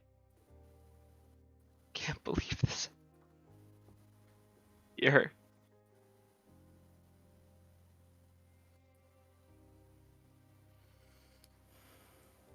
What has happened, and now we move forward.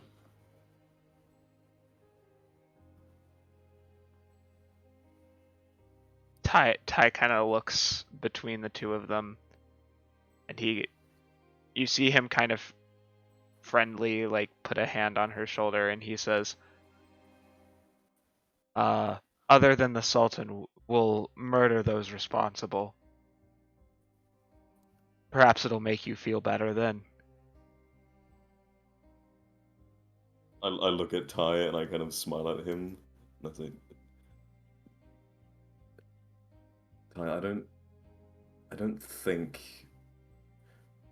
violent revenge is what she craves. Like while rubbing the back of my head.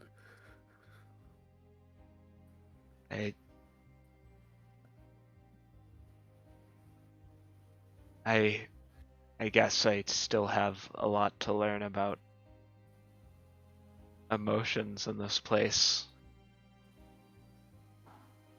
Other than love, a lot of it seems difficult to understand. Aren't you married to someone? Yeah, he is. But he is not the sociable one at all. God. You saw that. I know, yeah. He literally was like, I'm gonna shoot you, and the other guy was like, no, don't, please wait. Don't do it. Don't you fucking do it. But yeah. I think everyone heads off to bed. Yeah. And does anyone do anything important during the night? Like No. I'll discuss with Mina if she wants to talk about what happened. Otherwise, I'm just gonna go straight to bed. Okay.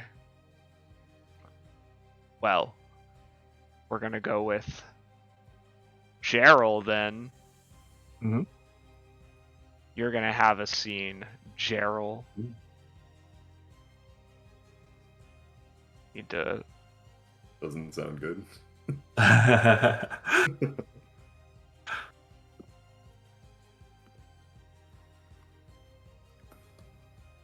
All right.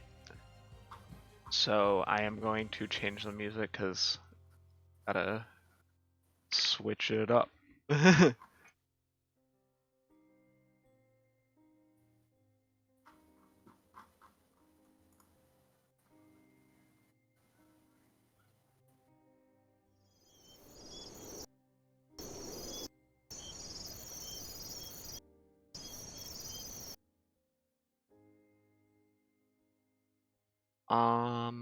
Gerald, you wake up in the midst of the night, seemingly compelled to go out to the balcony by some force. You're not sure what it is.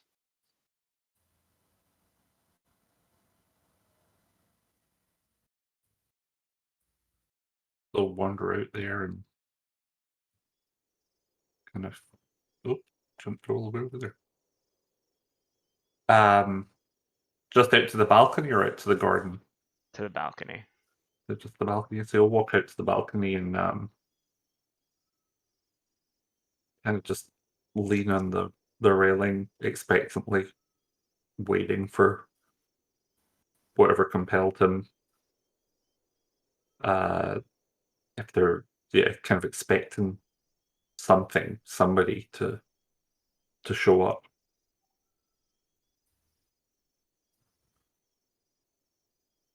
You see floating before you a female mermaid, recognizable almost instantly for the necklace of skulls she wears around her neck, her twin whips at her side. She kind of has a disappointed look on her face. And Gerald will go down to a knee and bow his head. Gerald Tion. I expected you to finish the job. She kind of flicks her tail, a bit frustrated.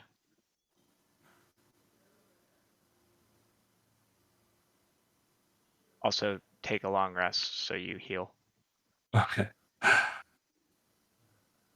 I could not see an opportunity, and I expected to have more time. Well, I'm not supposed to interfere. And I don't want the state to collapse. It's important after all. But information needs to come to light, she says with a slightly devious smirk.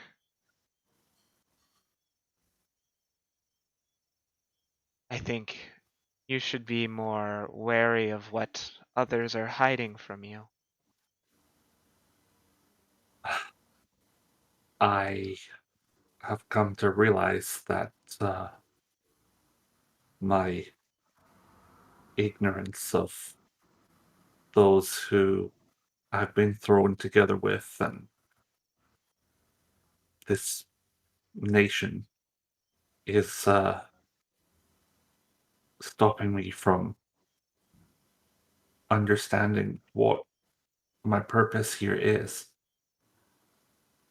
Generally, Everything is so strange, and I have no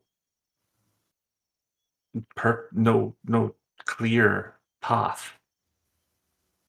Help me find what that is.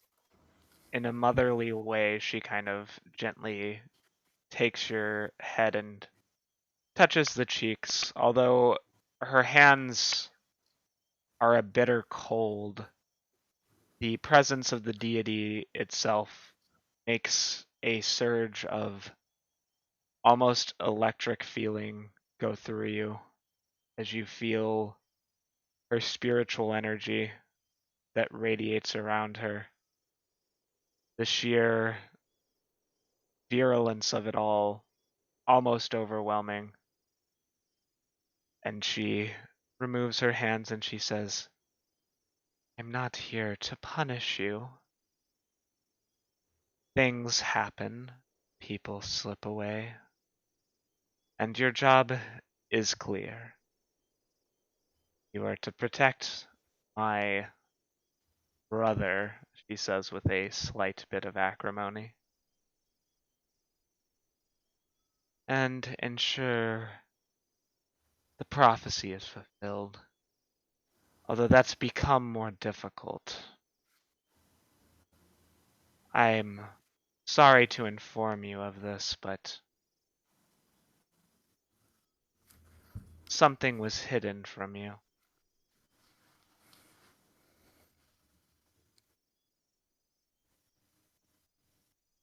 And he's gonna look kind of confused at that.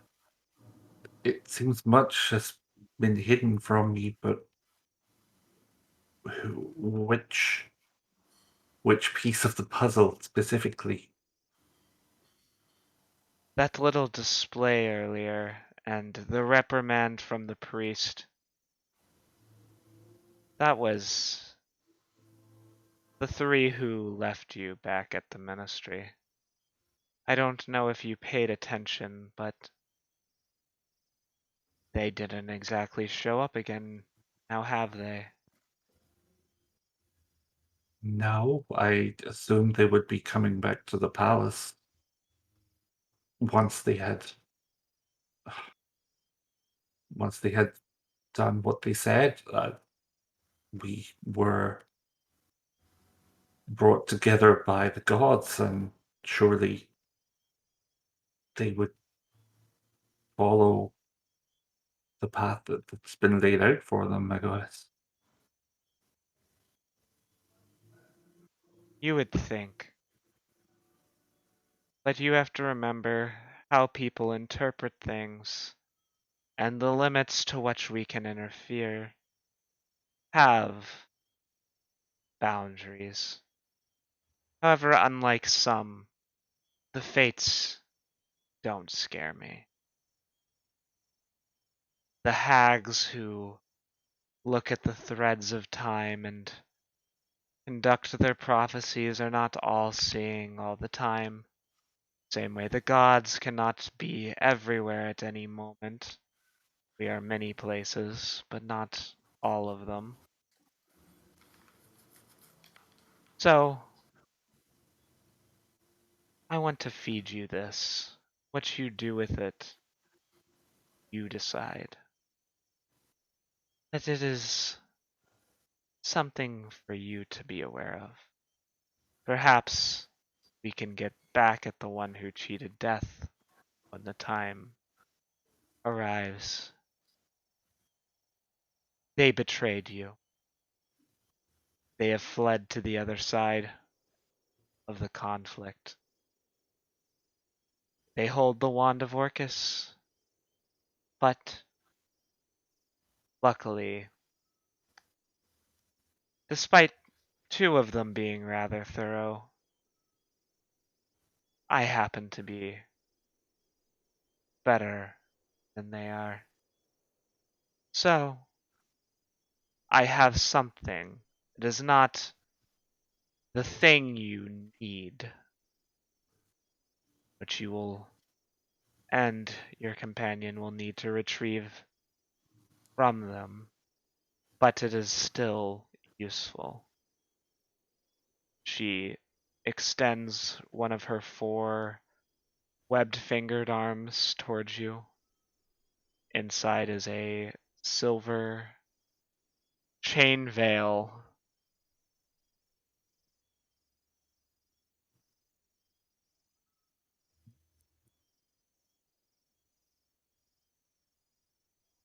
You recognize And this?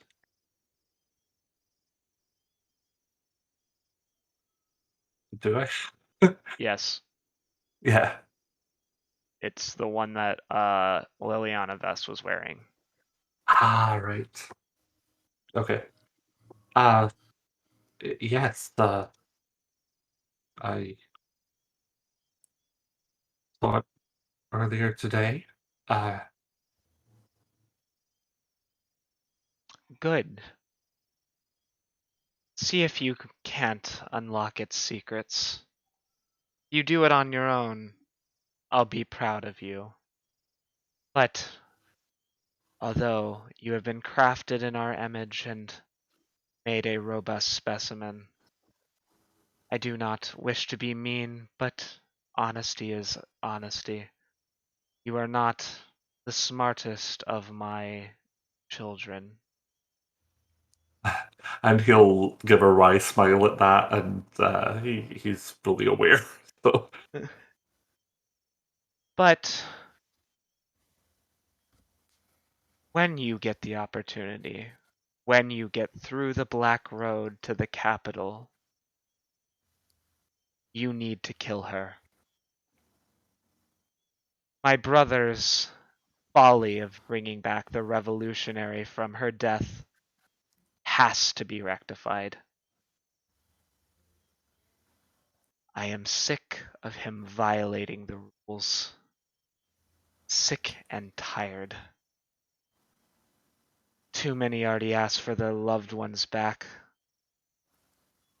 Your,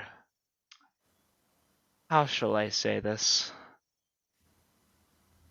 A well-meaning but anxiety-ridden, neurotic tiefling contacted me and the three others who sit on the council to save the soul of some pirate with desperate pleas.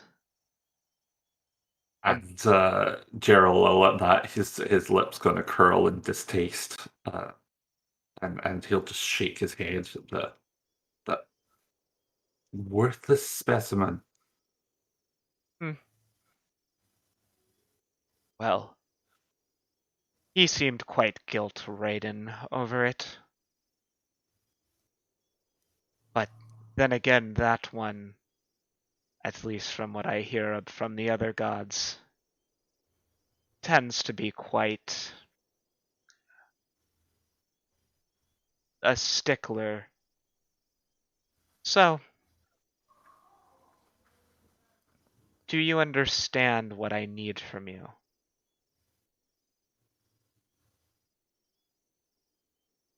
I think so, my lady.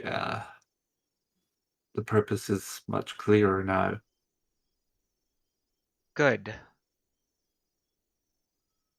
Although killing the Revenant is of immense importance to me, remember it is secondary to stopping the demons. If she proves useful again, use her. If not, off her. I shall. It should be an easier task without the need for such subterfuge. I think subterfuge still might be necessary. There is much even I, Jaimar, Sultana, all of us remain unaware of what the Demon Lord's plan. Things change on a dime. And I know that being prepared is important. But like the waves of the water off the coast of your icy home, you must be flexible, pliable. Now is not the time for rigidity. And it does appear that the rigidity I've had in regards to the vampires and how to deal with them is not required here. With Blaine, I don't know how to properly take him. He's rather a mystery to me and more than I had ever anticipated a vampire to be. Of course, with his origins, that may explain much, but I think he may teach me much, but I hope for your guidance in following the proper path as regards those monsters. She grimaces. He may be a monster, but he is also my half-brother. So, No. it's broadly irrelevant. As for the damp fear captured you, I have some news of them. The son of the woman was murdered, but my mother saw fit to bring him back from death.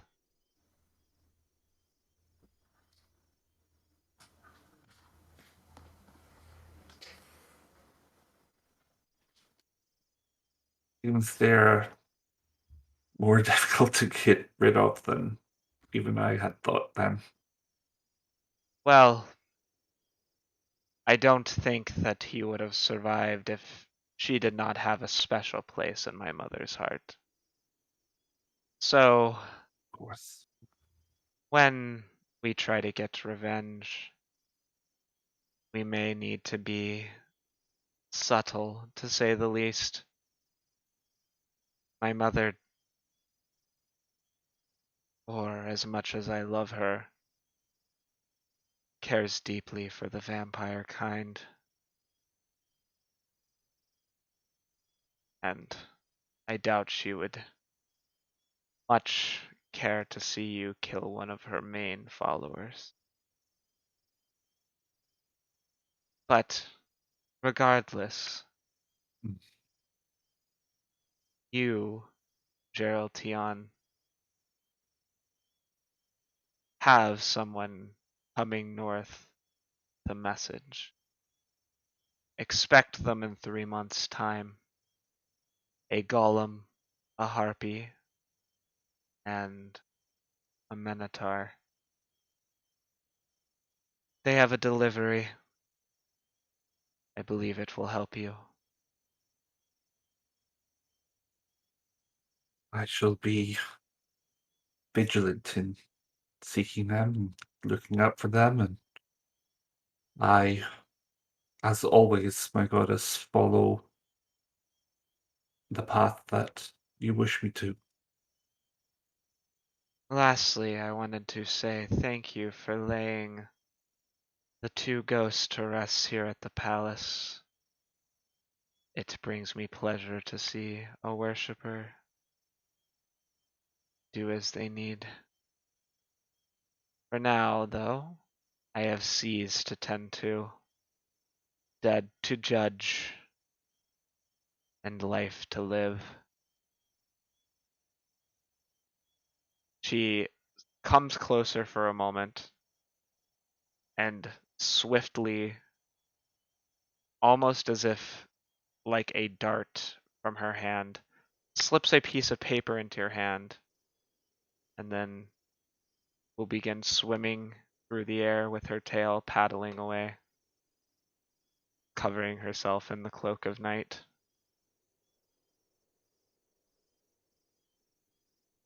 And Gerald will stay his head bowed for just a few moments and uh, make his way back to bed. But before he gets back in, he's going to look at the piece of paper. It is a treaty agreement between Elmara Morthos and the Risso Wooden Vine of Ogeo to change loyalty and declare active rebellion.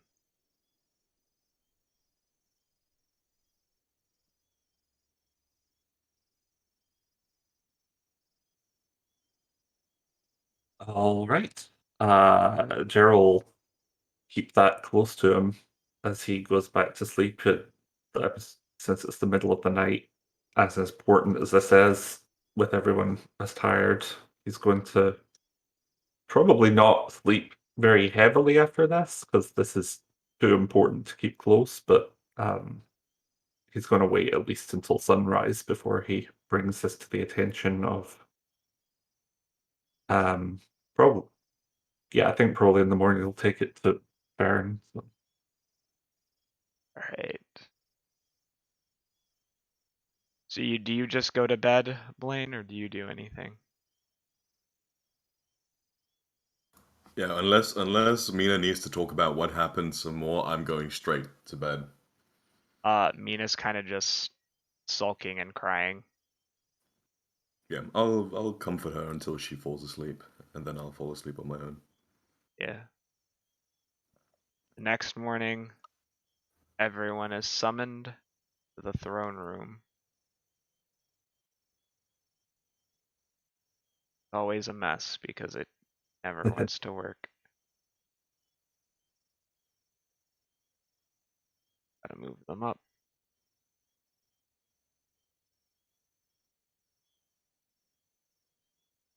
Are Aaron gonna be behind you? Actually, he'd be standing here. Sometimes these maps, they just want to mess with me, make my life difficult.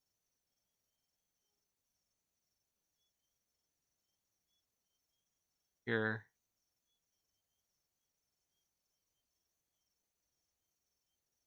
uh,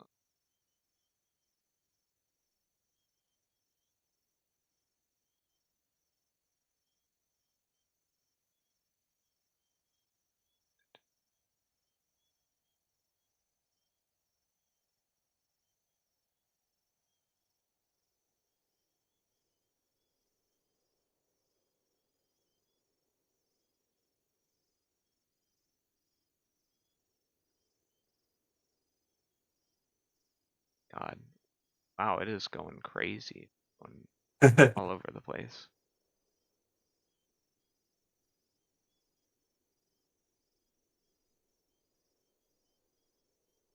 To make Calcorin his own stat block. Why are there two of you? Ignore the second Ferrin. I have no idea why he's here. It's Yeah. evil Ferrin. Hmm? What did you say? It's evil. It's evil Ferrin. Oh my god.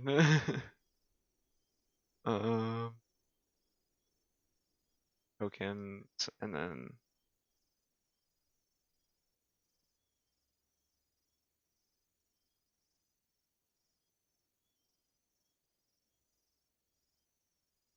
oh. All right. That's everyone. So in the morning, you are summoned to the throne room. Here sits. He clearly did not get any sleep at all last night. His lower bright blue eyes are dark purple, surrounded by rings of dark purple. His veins kind of bulge around the red centers, making them look like rivers of blood flowing into a massive lake. His fingers tap impatiently against the chair.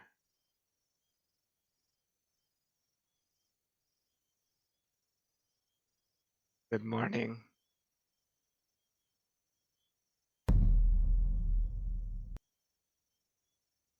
Good morning. Gerald does his standard thing and just nods respectfully. How did we sleep?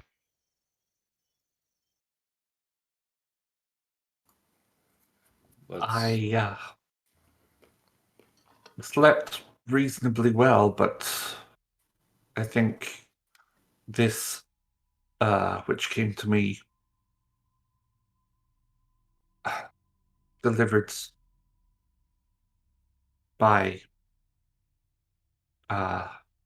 shall we say, divine providence, is something that you need to see. And he'll step forward and hand the note over to Ferrin. Ferrin looks at it, blinks, kind of falls silent, and then looks back at Blaine and Gerald. Are you confident this isn't some sort of strange forgery? I am absolutely certain it is genuine. My sire,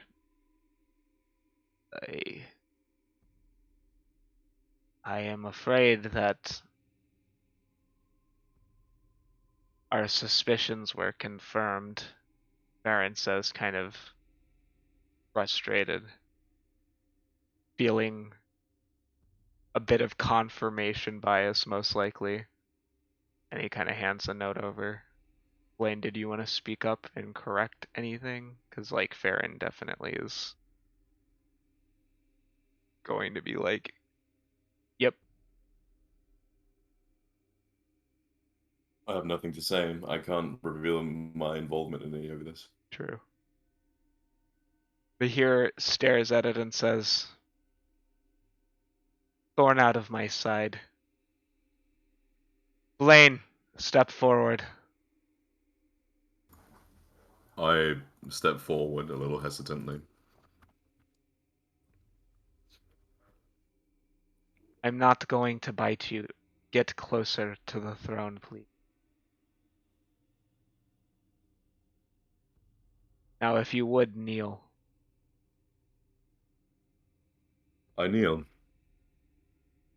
You see Babur take his pike, and he taps you on each of your shoulders as Babur hands the letter to Ferrin, motioning for him to light it up in flames. You are now the lord of the former territory of the Morthos clan. You have seen your right and control over the area, assuming you are capable of quelling the inevitable rebellion that will get out when Scylla gets word of this. Or your army. I do have a plan for that, and I do wish to discuss that with you. But I'm not sure if it should be here or at a time where it can just be the two of us that talk. Yes, but in honor of your ascension and increase in status within our kingdom, he hands you a slip of papyrus and says you may choose from one of these noble symbols to get tattooed on your body, or make your own. Okay. What are the noble symbols? Various crowns, hibiscus flowers, symbols of Tien, dragons, scarabs, uh, variations on a lot of floral kind of motifs. Yeah, I'll connect a rose that symbolizes my noble status and have it like go out on the top part of my hand, essentially. I think. Yeah, and then Bahir says, well, that's certainly not unexpected. Doesn't explain where the other two are, but Bahir shies and shakes his head as he puts his hand up to his face. Today is not, the past week actually has not been the best time to be the ruler of this country. Hopefully we can get back on track. And he'll motion you to move back down the stairs.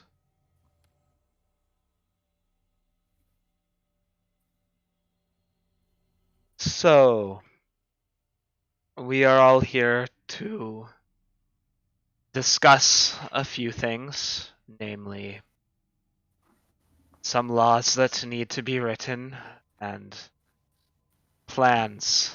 The war is not over, and it's become more difficult, but with who we have here, we should be able to get it finished and destroy the Wand of Orcus. However, I am going to be needing that back shortly. Wherever they went, they must have gotten quite intoxicated.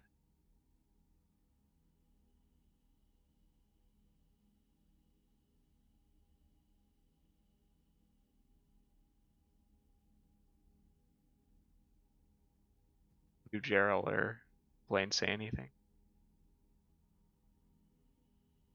I think like I'm just looking at the Sultan expectantly. Yeah, much the same. And he kind of steps off his throne. In 5 days' time, you will be heading north along the river. You will be going through Intus, up through the various cities, Alnatir, Mathian, and you will be heading to Dudadeva. Now, Dudadeva still has some lingering infrastructure problems due to the incident 3 years ago, which is well documented. But we believe that we will find the best way to cross through the Black Road in the city.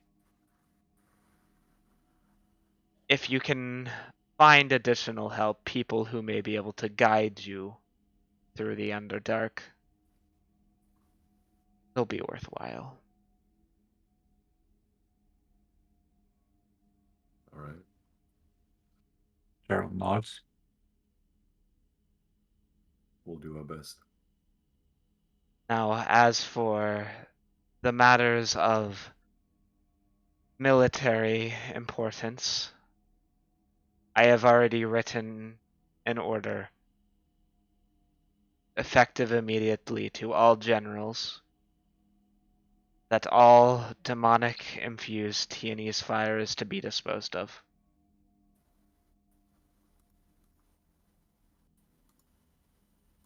Wonderful. I'm glad to hear that. Yes, it is what is necessary. Now, as for how to deal with our problem of discrimination, I will wish for you to speak mostly candidly. Remember who I am, but I need to hear frankly what's been going on from the word of mouth. I need to protect all citizens. Speak candidly in what regard? What do you think I should do? I am not a vampire. I know much about your country, but you have seen things that I don't understand. You are parlay to their language, which I do not speak. You are the best person to ask, yes? Kind of looks at you. Are there any, if you think on it yourself, do you recall any of my kin sitting in any sort of governmental position? Like anything with any sort of prestige in any way? He gets an embarrassed look on his face and puts his hands behind his back and says, "You would be the first." Well, we can start there. I believe one of the reasons why my kin have been viewed in such a way is that they have no representation within the government.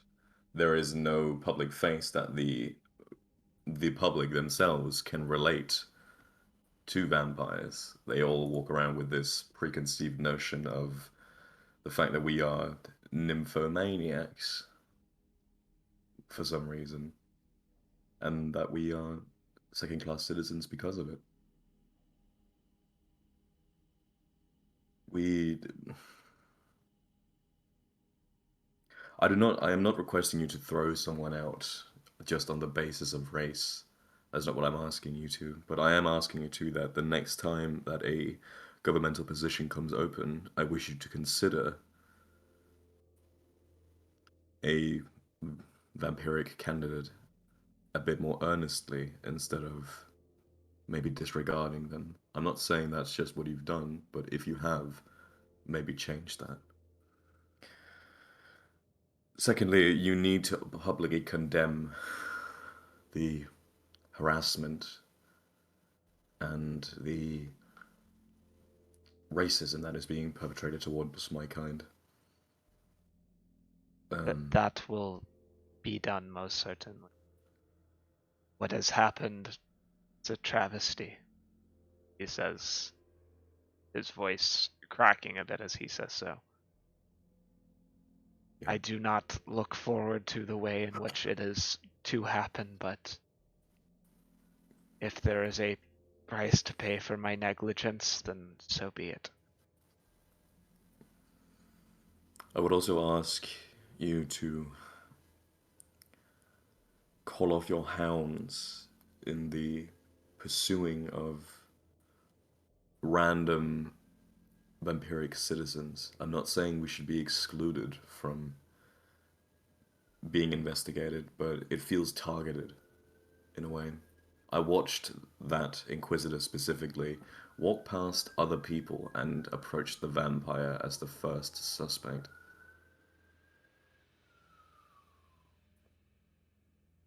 Which I guess would tie in with my former point, but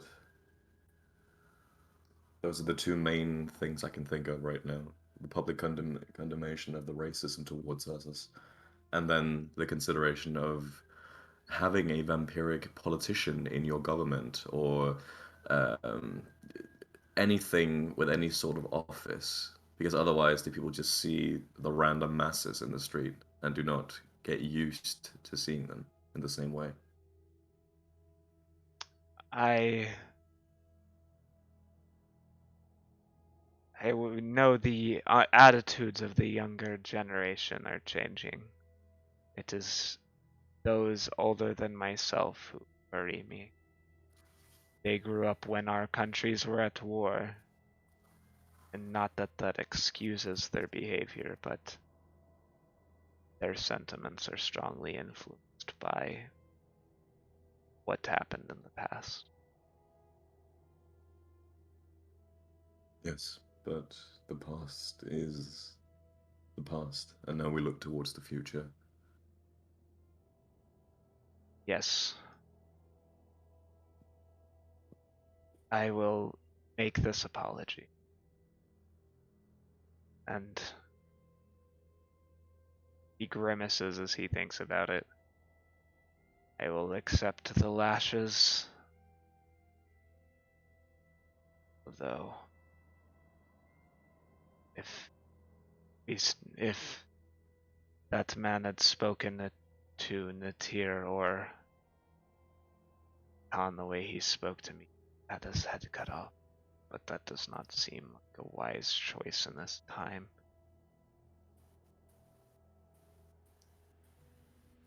It's probably not.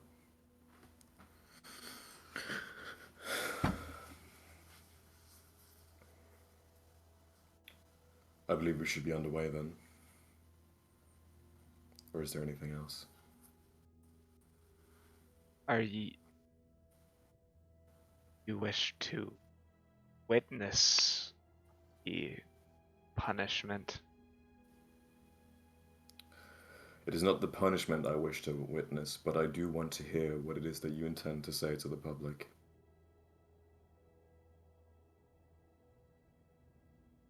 All right. Well, swallows. I do not expect them to go lightly on me. You'll kind of look down the stairs. Gerald, you've been quiet. Is there anything you wish to say?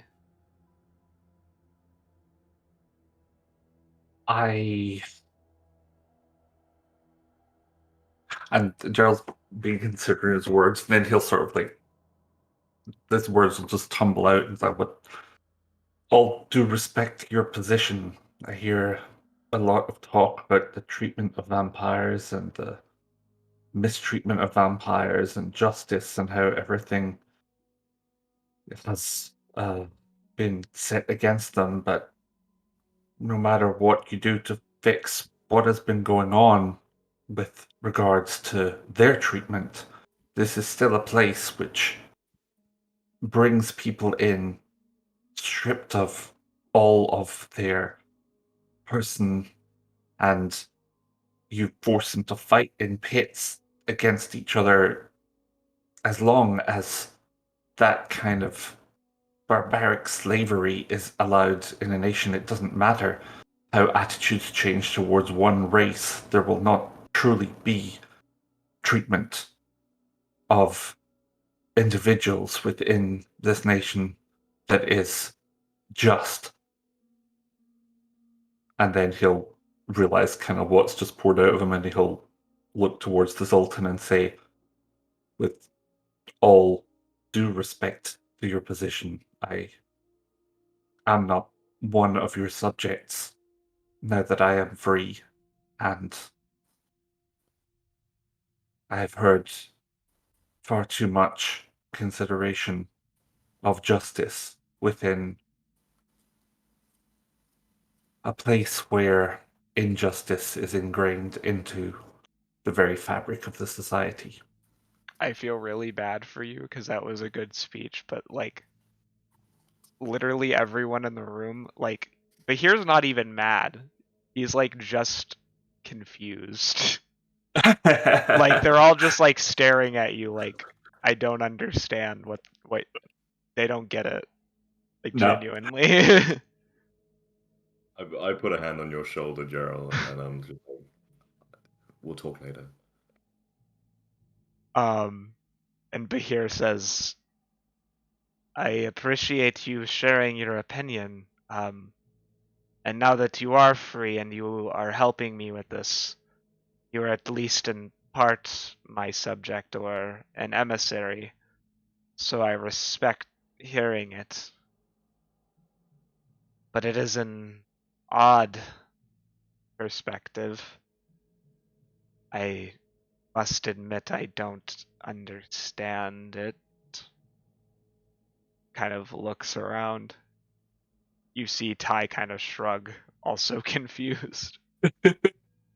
Um, Everyone's like weird foreigner, strange views. yes.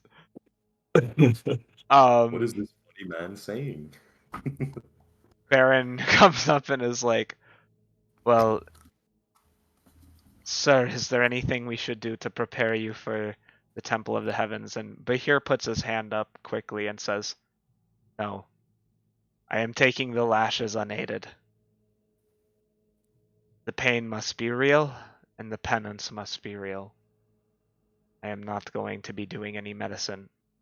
Sire, we can't have you being incapacitated. And you see Bahir turn to Ferrin and say, I care about you deeply as a friend, but I need you to silence yourself. That is an order. This is something that must be done. It must be done quickly. I am not going to have people thinking I'm a coward.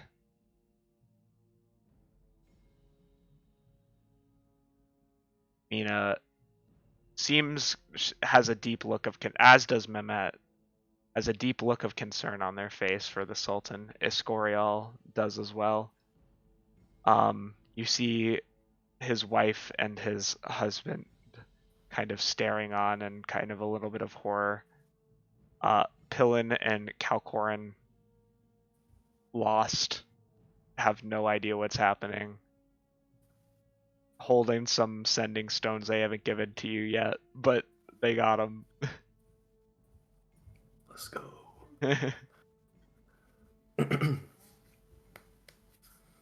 Now let's get this over with.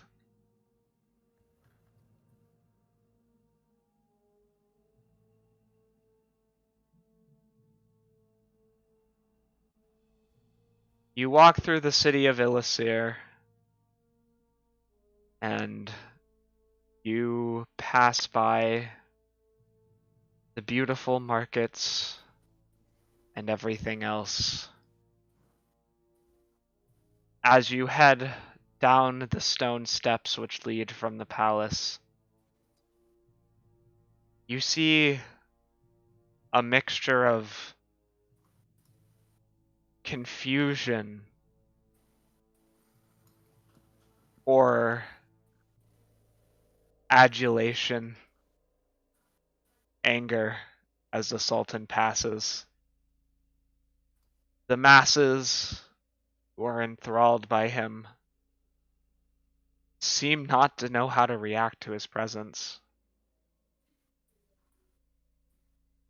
A deep look of conflict in their eyes, unsure of what to think or what to understand. Putting on a face of nonchalantness Bahir waves and smiles at his subjects, trying to maintain his airs of royalty.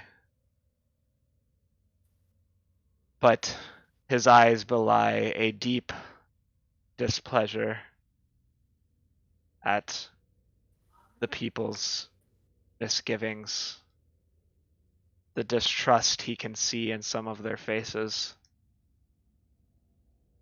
An orc woman, one who, when you first came into the city, you saw offered up her baby for the Sultan to bless, hides and runs in an alley as he approaches. Ferrin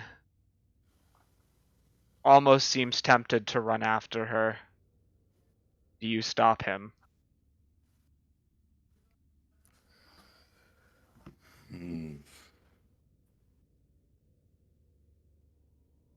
Sorry, what was her name?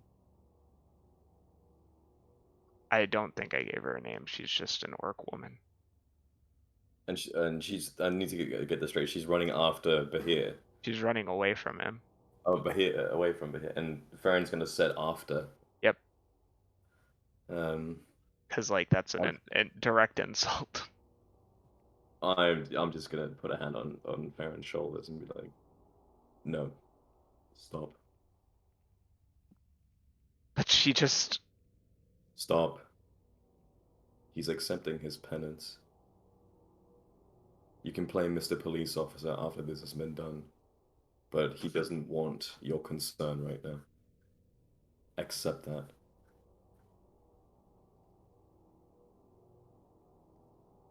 Babor will walk over and come next to you, Blaine. Kind of place a hand on Farron's shoulder and squeeze him a little bit.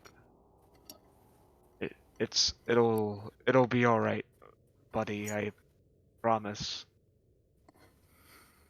Don't need to worry. He's a tough guy.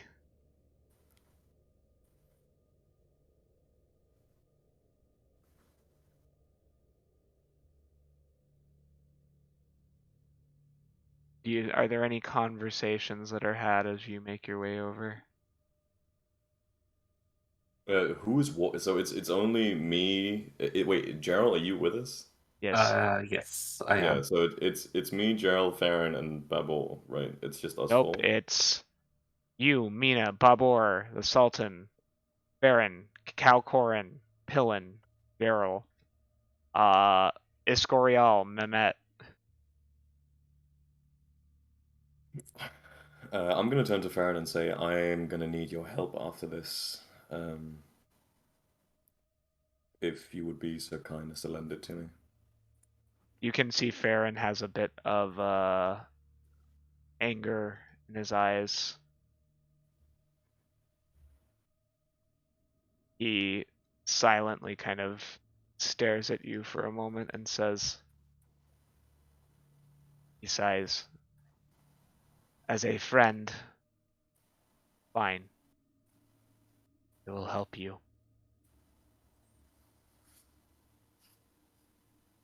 Wait, is he angry at me? Yeah, he is angry at you. Because I held him back? Yes, I mean, would you think he wouldn't be angry at you? That's what I'm asking. Because, like, Fine. I guess. Alright. Thank you. I appreciate that. And I smile at him and I'm just gonna continue walking until we reach the Light of Jaima. I don't really have a lot to say right now. do you have And anything? the only thing is that I'm Blaine. I think you'd probably notice this is that over the past few days, Gerald's always been like a few steps behind, like letting everyone sort of take the lead, and now he's walking just 2 or 3 steps in front of you. Yeah. I don't think I'm like I don't feel intimidated or anything by it. I think it's more just like, oh, okay. He's suddenly walking in front of me instead of behind me. I guess that means he's not terrified that I'm gonna bite him in the neck anymore.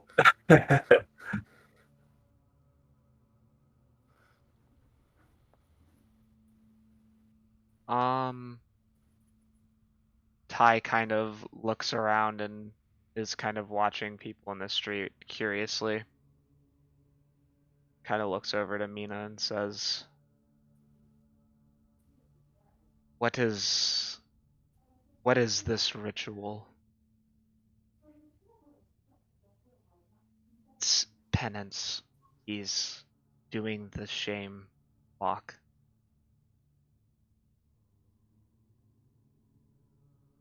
Why? What purpose does this serve? Seems like it only makes him look weak. Won't the demons make people turn against us?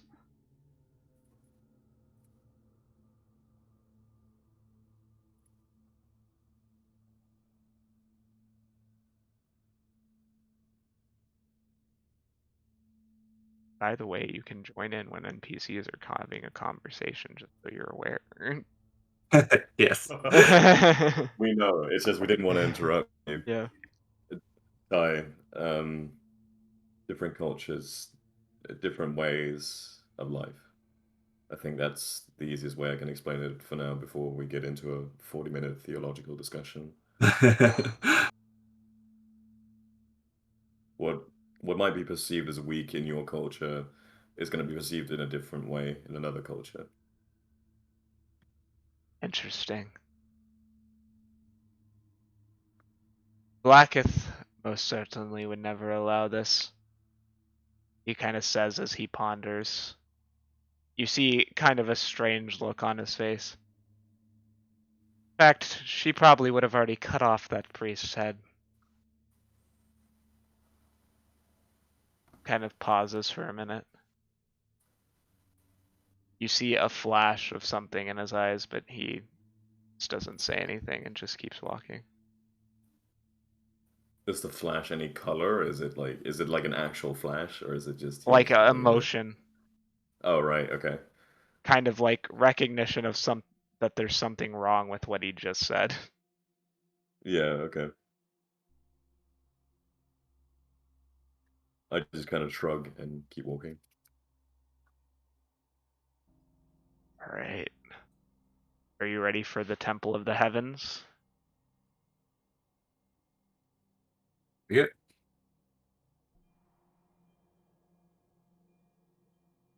As you walk up the stairs of a massive ziggurat, you find yourself at the apex of the Temple of the Heavens. You see a large building with many domes, minarets poking out of it, statues, glorious fountains, waterfalls which stream over the sides into the river, and other features. Crystals grow next to the door, an archway through which you can see a practically cavernous expanse dedicated to the gods. In the center, you see a representation of the Juforian system, its twin stars, Vartan and Jaimar, the planet of Kalia, Tifania, Utano, Iono, Jufor, amongst many.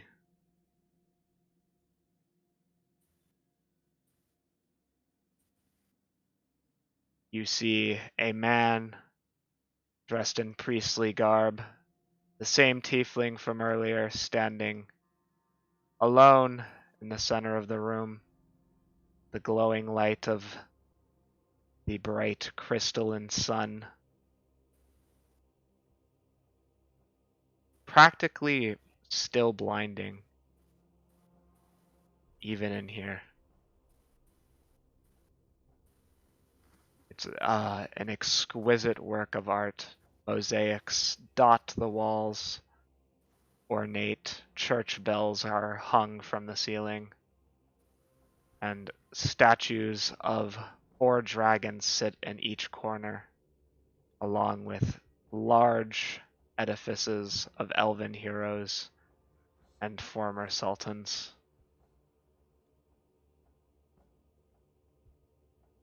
Sultan, walking first, maneuvers himself to the front and removes his turban.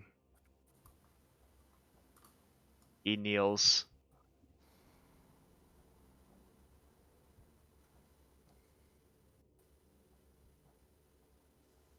The Olivine siblings kind of watch on with a mix of awe and horror. The priest walks forward, an unamused expression on his face.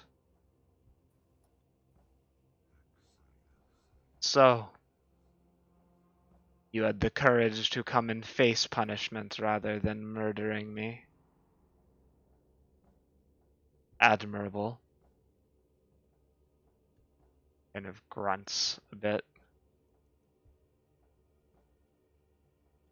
And what is going on here? The vizier, a head general, a powerful mage, the daughter of a noble. You expect to overtake me or something? You hear grimaces and annoyance baring his fang-like teeth. No, I don't, he says, and he begins to unbutton his shirt, revealing the blue skin beneath. I have come here to accept penance.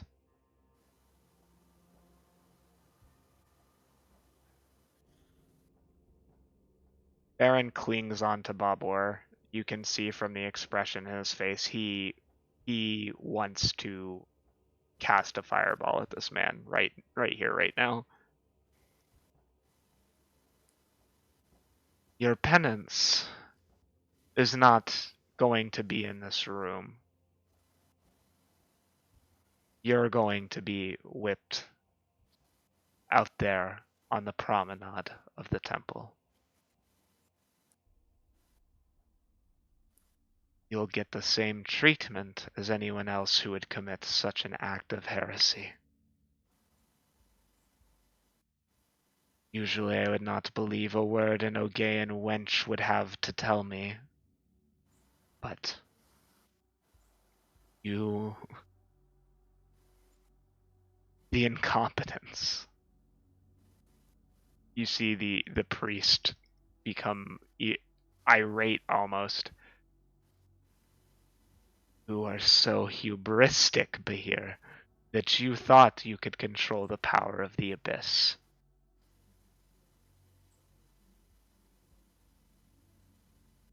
Are you going to keep goading me, or are you going to get on with the punishment?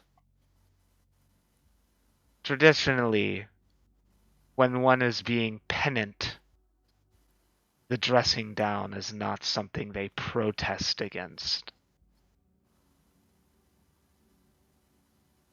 Now, because I am generous, to say the least, in light of what is going on, we shall ask those here, a jury of peers, perhaps. How many lashes does he deserve? I want to see what you think this punishment is worthy of. And, Mr. Al-Mansur, you are not included in this discussion, he says with a smirk. Turns to you first, Blaine, and says, I was told you were the most affected. What do you think he deserves?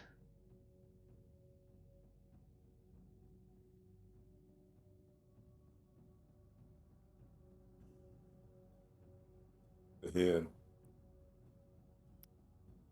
How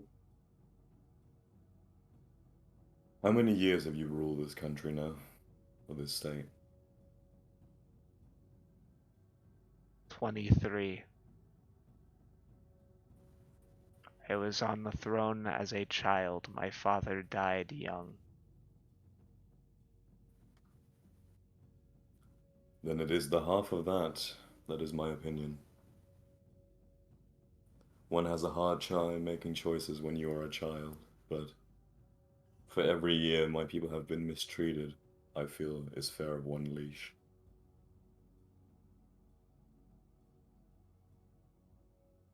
What of you, Giantkin? Fighter in the pits. Gladiator.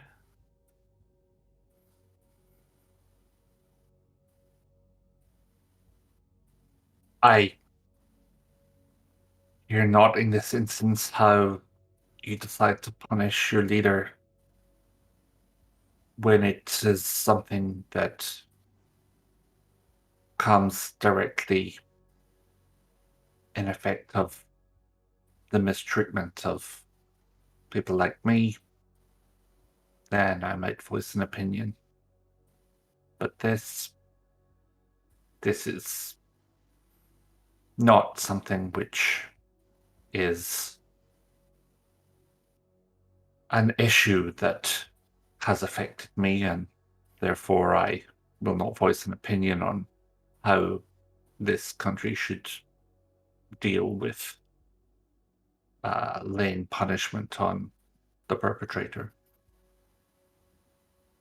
Our foreign friend. Ty kind of blinks in shock as he is pointed at. What? Why are you asking me? I don't know what the normal amount is. Ferrin seems to speak up, and then you see the priest cast silence on Ferrin. To make him see if he can make it grow.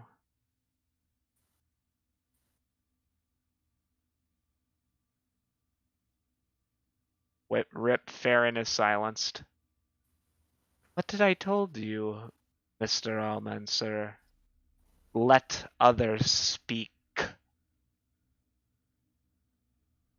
I don't. Ty kind of looks around, kind of panicking a bit. 30? 30? He says with a squint. Is that normal?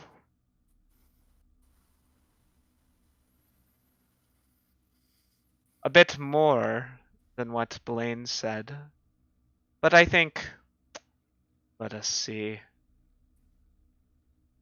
A total of 41 should not hurt his ego too much. Babur! You see Babur grunt. His eyes narrow down to slits as he stares at this man. What say you? I'm not answering your question. Ah, the ever dutiful guard. The orc from the islands who will never betray his master, he says, purposefully lingering on the word.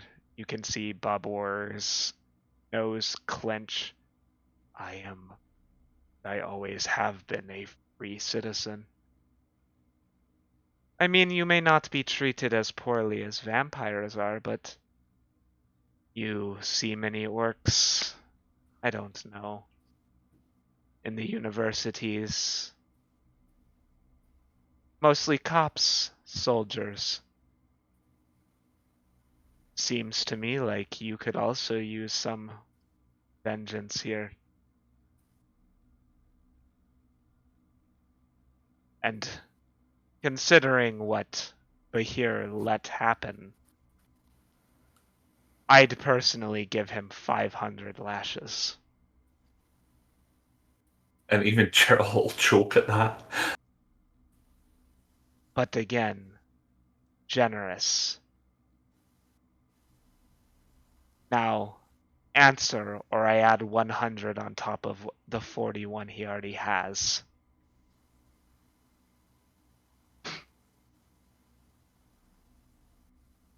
$15. Thank you. 56 it is. And our dear noble houses, represented by the Olivine siblings. Oh, how much shame he must have brought to your families by this act. What would you say? Enoch, weakly, you can see, Blaine, that she is on the verge of breaking down at this. Whatever this man is trying to do, she is extremely uncomfortable. She barely manages to choke out the word 5. I walk up behind him. Mm-hmm. Have you not chosen a sentence for him? Be done with it instead. You're wasting our time. And please stop harassing her. It's unbecoming of you, a man of religion. Sometimes religion isn't always about niceties. Sometimes rules need to be enforced. But I understand that, but is she the one to be punished? No. Pull yourself together and get the work done instead. I don't want to see this anymore.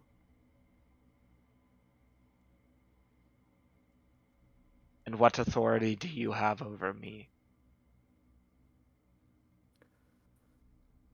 I speak as one of the noble houses. Blinks. His word is true. Newly appointed. Bahir says as he folds his shirt and kind of gently hands it to Ferrin. Now are we going to do this or what? The tiefling follows behind. Outside, you hear a loud gong as the church bells ring. Bahir has his arms tied by 2 guards. And I as can't move myself. I moved you, you can move yourself. I know I'm stuck in. I'm moving Calcorin and Mehmet. Sorry, Scoriel. Oh god. Can I move you? No. The hell. Now I can We've move all you. been boxed together. There we Anyway. go. Alright. Yeah, you see Mehmet is forcibly pressed down to his knees. Vor resists the temptation to rush forward. And Bahir is brought over a stockade, one of sandstone. He folds his wings in as you see the tiefling approach the crowd which is gathered, and he says, "My people of the city of Elisir, nay, the people of Tien, a son of Natir has fallen from grace. His actions led to the development of a weapon, which I am sure many of you already know. One demonic, abyssal in nature, a direct affront to the sensibilities of all that is pure and holy, an affront to the noses of the gods, angels, those who protect us. As our king, nay, as the emperor, possibly of a future reunited empire, do you believe this to be appropriate behavior?" He yells out towards the crowd, and they shout with boos and hisses. "Can anyone tell me what the crime is for somebody who consorted with demonic substances and repented?" You hear loud shouting, lashing. Punish him! Bring his brother back, other people shout. It's a cacophony of noise. As some say, this is a setup, this is a conspiracy. Fighting, brawls seem to break out in the crowd.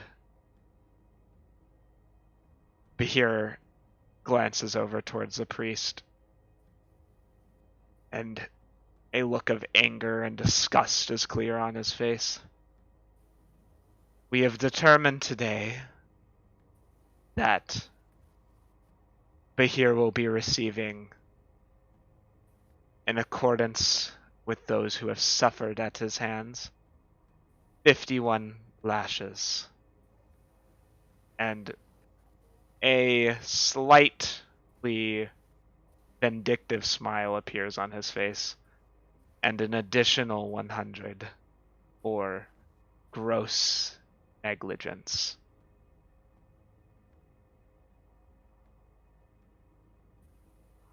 He approaches, drawing a 3-pronged whip from his hand, each one made of bent reed, and he begins the process.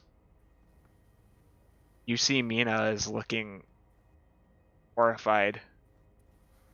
Her knees give way as she collapses to the tile floor, tears streaming down her cheeks. Behir, see how Behir does.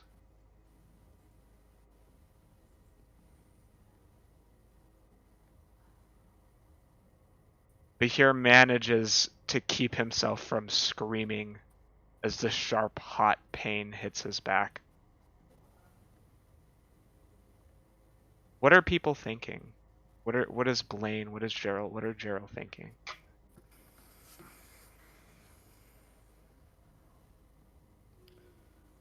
I'm like, I think I've just got like an arm around Mina, trying to comfort her as this is happening, just kind of wishing it for it to be over as quick as possible. Mm-hmm. Ferrin, similarly to Mina, you see the fire die out on his head, and his beard disappears as he faints. Babur catches him before he hits the ground. Calcorin and Pillin still stare on with grimaces, and Iscorial desperately wants to use healing magic, but knows he cannot interfere.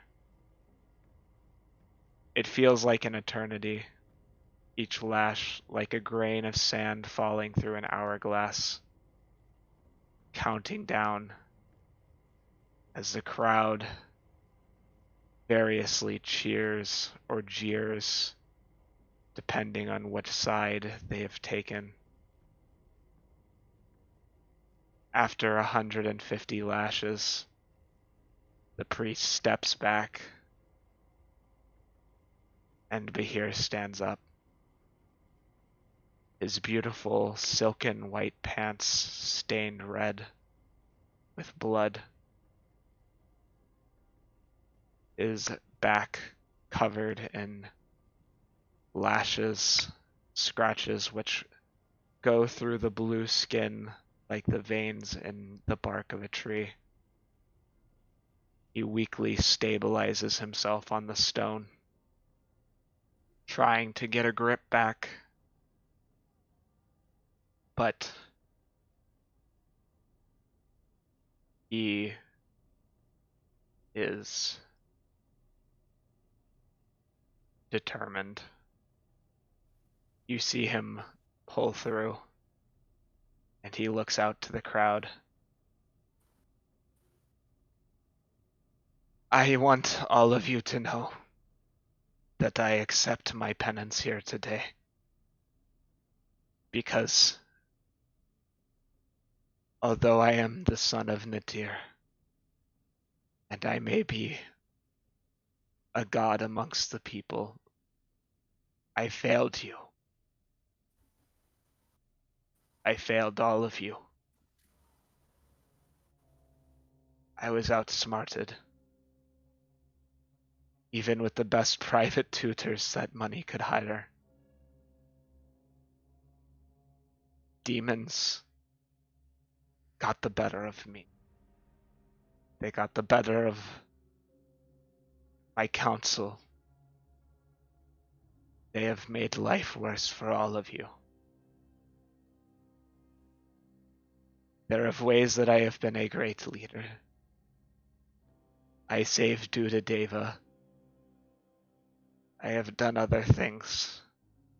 I have improved the Colosseum, improved living standards, our economy. But there is one people I have failed more than any others. One people who I have left voiceless. Even when they convert, and even for my friendship with some of them. The Strigoi in our lands remain treated like slaves, even when freed. I bear these lashes in shame for being fooled, but also as punishment for not doing enough, not saying enough to stop. We are one people. We are no longer to separate ourselves on the basis of what subspecies we come from. We can all interbreed, and you know that as well as I. From henceforward, as with all other races, discrimination against vampires in any form will not be tolerated. An Inquisitor caught targeting vampires unnecessarily will be punished. What happened in that basement, in the ministry, they were performing their experiments of the demonic substances on vampires because they thought nobody would care. Can I, to put emphasis on this point, can I take a couple of steps forward and throw the kid out in front of him? Yes. Yeah. But I And do. I would just walk silently back into the row. But I do care. I am not a king who will look at his subjects and not support them. I am not a king who will ever allow something like that again. Although the ministry must still exist for technological progress, for the next 2 months, it will be thoroughly examined, reviewed, and closed until every bit of possible demonic corruption is cleared out.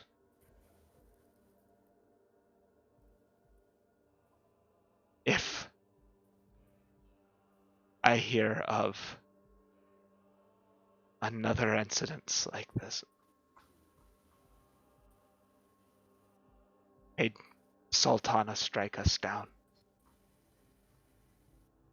For we are all the children of the light. That is why today I have done more than merely sign more laws into passing.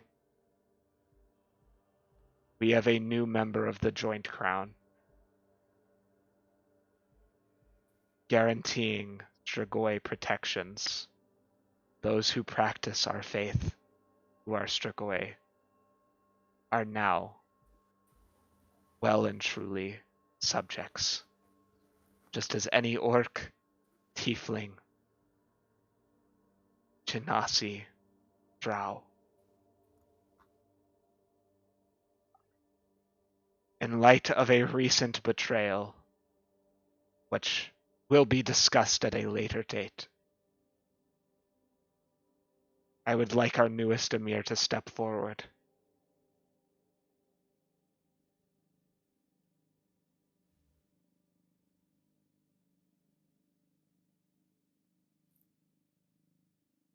This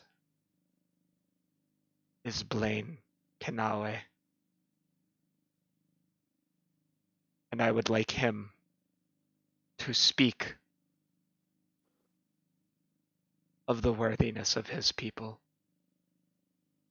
For I know their worth, and I know some of you still remember the words, but I would like him to tell you what he saw and the things he's done for our people. And Bahir steps back to allow you to speak. Look out at the gathered people for a minute, just like surveying everyone's reactions to what he just said.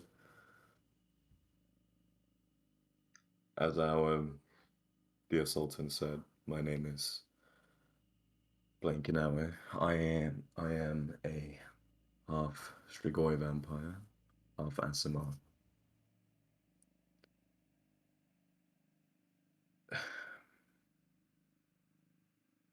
I have observed since I arrived in this country instances of harassment and racism towards my people. And frankly, I refuse to let it stand. Kalia and Tian have been allied countries for over 30 years now. We should be like brothers and sisters. Instead, my people is treated as second-class citizens, and it saddens me. I do not feel anger towards any of the public, because how can they know better? But I do feel sadness. Some of the things I saw down in that basement are so awful that I will not describe them because I see children here. But they tortured some of my people to the point that they were almost unrecognizable. They utilized these instruments, and I kicked the box, to hurt us in ways that if you're not vampiric, you can't even imagine. I will not tolerate it anymore. I will work tirelessly in tandem with the Sultan to make sure that we are treated just as well as anyone else is here. That is my promise to any vampires that are standing out there in the crowd. I see you, and I will not tolerate these verbal lashings we are being put under any longer.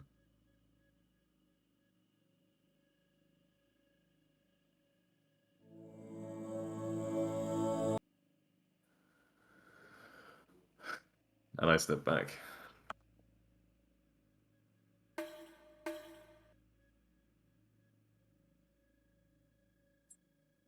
Gerald, how are you reacting?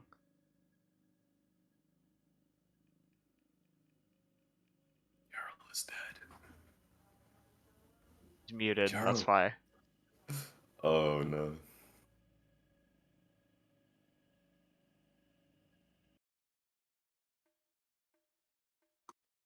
Gerald. Pancake not working? What the hell's going on? I don't know. Okay, there we go.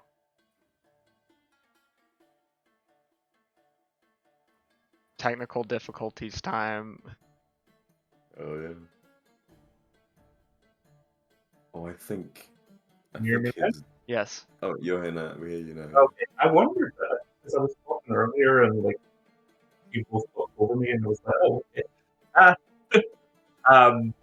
Gerald's listening to all of this and just barely perceptibly kind of shaking his head because it's all so solemn, and in his mind, it doesn't really solve anything except for one group of people who he doesn't particularly care for anyway. So he's remaining stoic because he's been instructed to, protect Blaine, but he's not particularly interested in the politics of TN, but he sees this as hypocrisy. So,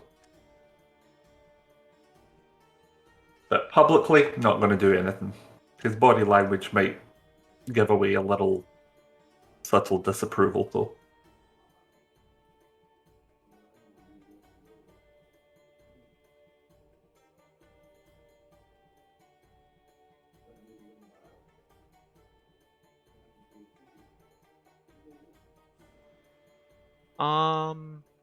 Yeah, I guess like the priest is kind of taken aback as the Sultan appears to have recaptured the crowd's attention. The Sultan looks out and says, I am still the man who you believe me to be. My mistake will be rectified. We will only use true Tianese fire in this war. All other bottles will be destroyed, as I have decreed. And then he will stretch out his rings kind of to their full length, and in a show of defiance against the priest, he blows out a large ice breath attack into the air, and the crowd seems to eat it up. Priest narrows his eyes, and he'll walk back in, kind of trying to maintain his gait properly. See if he slips or not. He doesn't. He slips unless somebody catches him. Yeah, can I help him? Yeah. I'll grab him. Yeah. Yeah, you manage to stabilize him as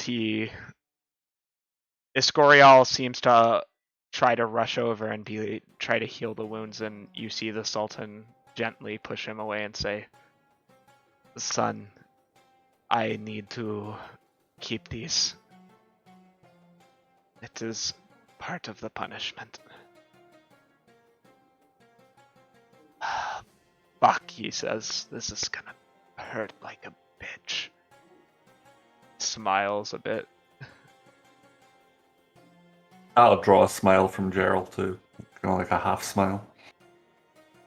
Ferrin, is being carried by Babor since he's fainted. Oh, Ferrin, you big bitch. Come on. It's just a little beating. That was pretty awful. I thought I I know, described. yeah. Okay. I know. I know. I'm being Yes. sarcastic. Yeah, Mina's glad to see the Sultan is okay. You see her kind of hesitantly want to give him a hug, and he allows it, gently hugging her and then moving her back, and Ty kind of walks over and is like, he just is staring blankly at everyone with a confused face. But yeah.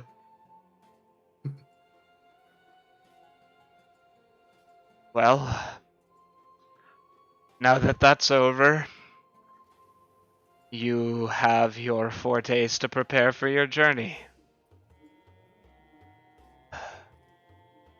Does anyone have... You can see the Sultan's eyes kind of go blurry for a moment. Water, please.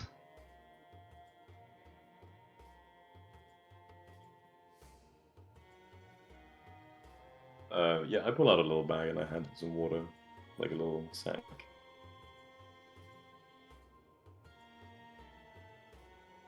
Thank you. He clears his throat and takes a deep drink of the water.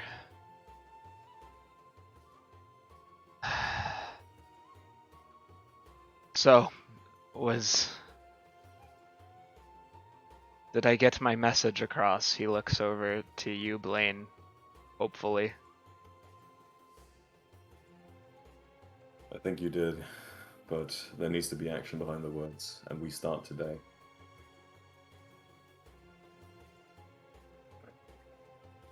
Or maybe tomorrow, because frankly, you look fucked up. He kind of laughs and he looks down at his hands where he had regenerated his fingers that he had lost to Demogorgon, and he says, "If I got away from that fight mostly unscathed," kind of whispers a bit, "that fucker's weak arm isn't going to take me out of commission." Kind of grunts, trying to look tough. But yeah, he's like stumbling a bit. I'm actively holding his arm so he's Yeah. not slipping in his Yeah. own right now. Like, okay, buddy, sure. Uh, Let's get you. His pants are ruined though. Oh, God, but here, cover your dick. We can all see it. Jesus. No, I'm saying like ruined in terms of like they're stained with blood, you dumbass. They're like white. Yeah, sure. All right.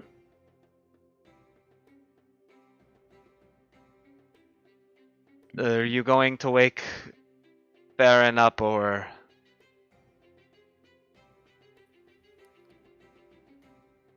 I mean, is there really any point until we arrive at the palace again? He's just gonna, when he sees you, he's gonna explode on the priest. fair enough?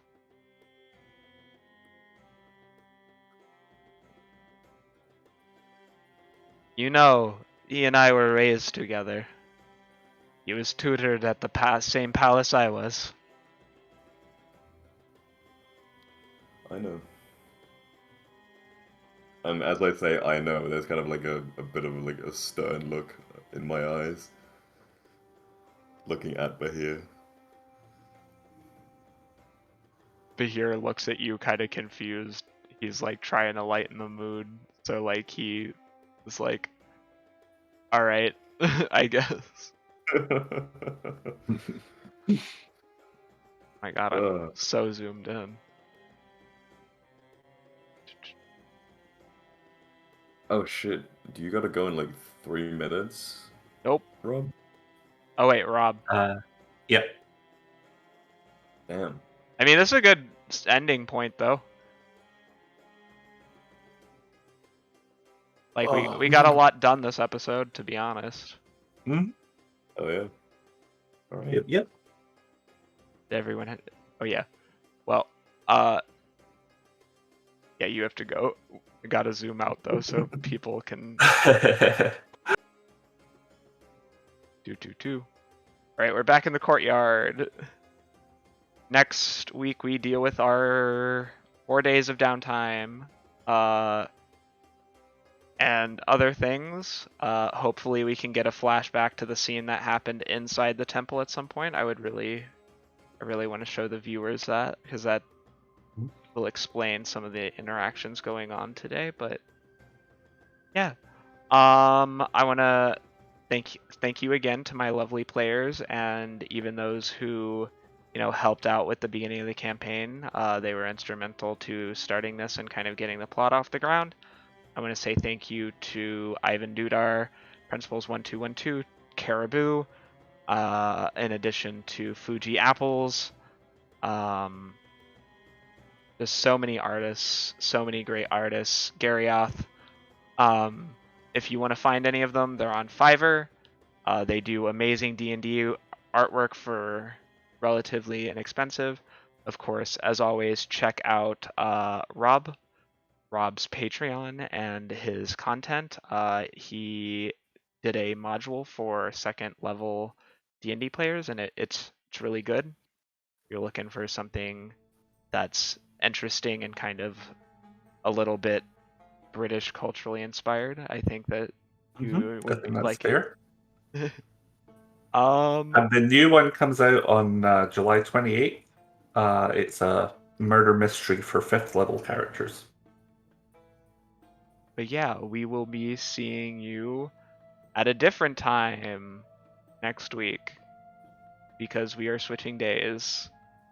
We are going to be switching from Fridays to Wednesdays, I believe. Let me check that real fast because I want to confirm.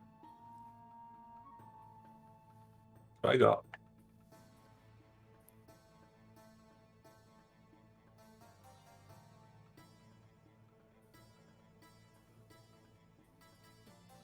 What did you have? I can't hear you. Oh, am I going again? What's happening? Oh, you're gone that week. I was like, if you're gone that week, we might postpone to the 3rd, but we'll talk about that. Yeah, regardless, we will be starting from now on at around 3 p.m. Central Standard Time on Wednesdays. So be looking forward to more episodes of Demons. And yeah, some new faces are coming, and they're going to be interesting characters, people who have different backgrounds from what we've seen before, some new classes too. I don't believe anybody's played a druid yet, but somebody can correct me if I'm wrong. But yeah. Not in the main campaign, but Yeah. Well, yeah, but outside of the yeah. one shot. Yeah. Regardless, have a lovely day, everyone, and enjoy your weekend.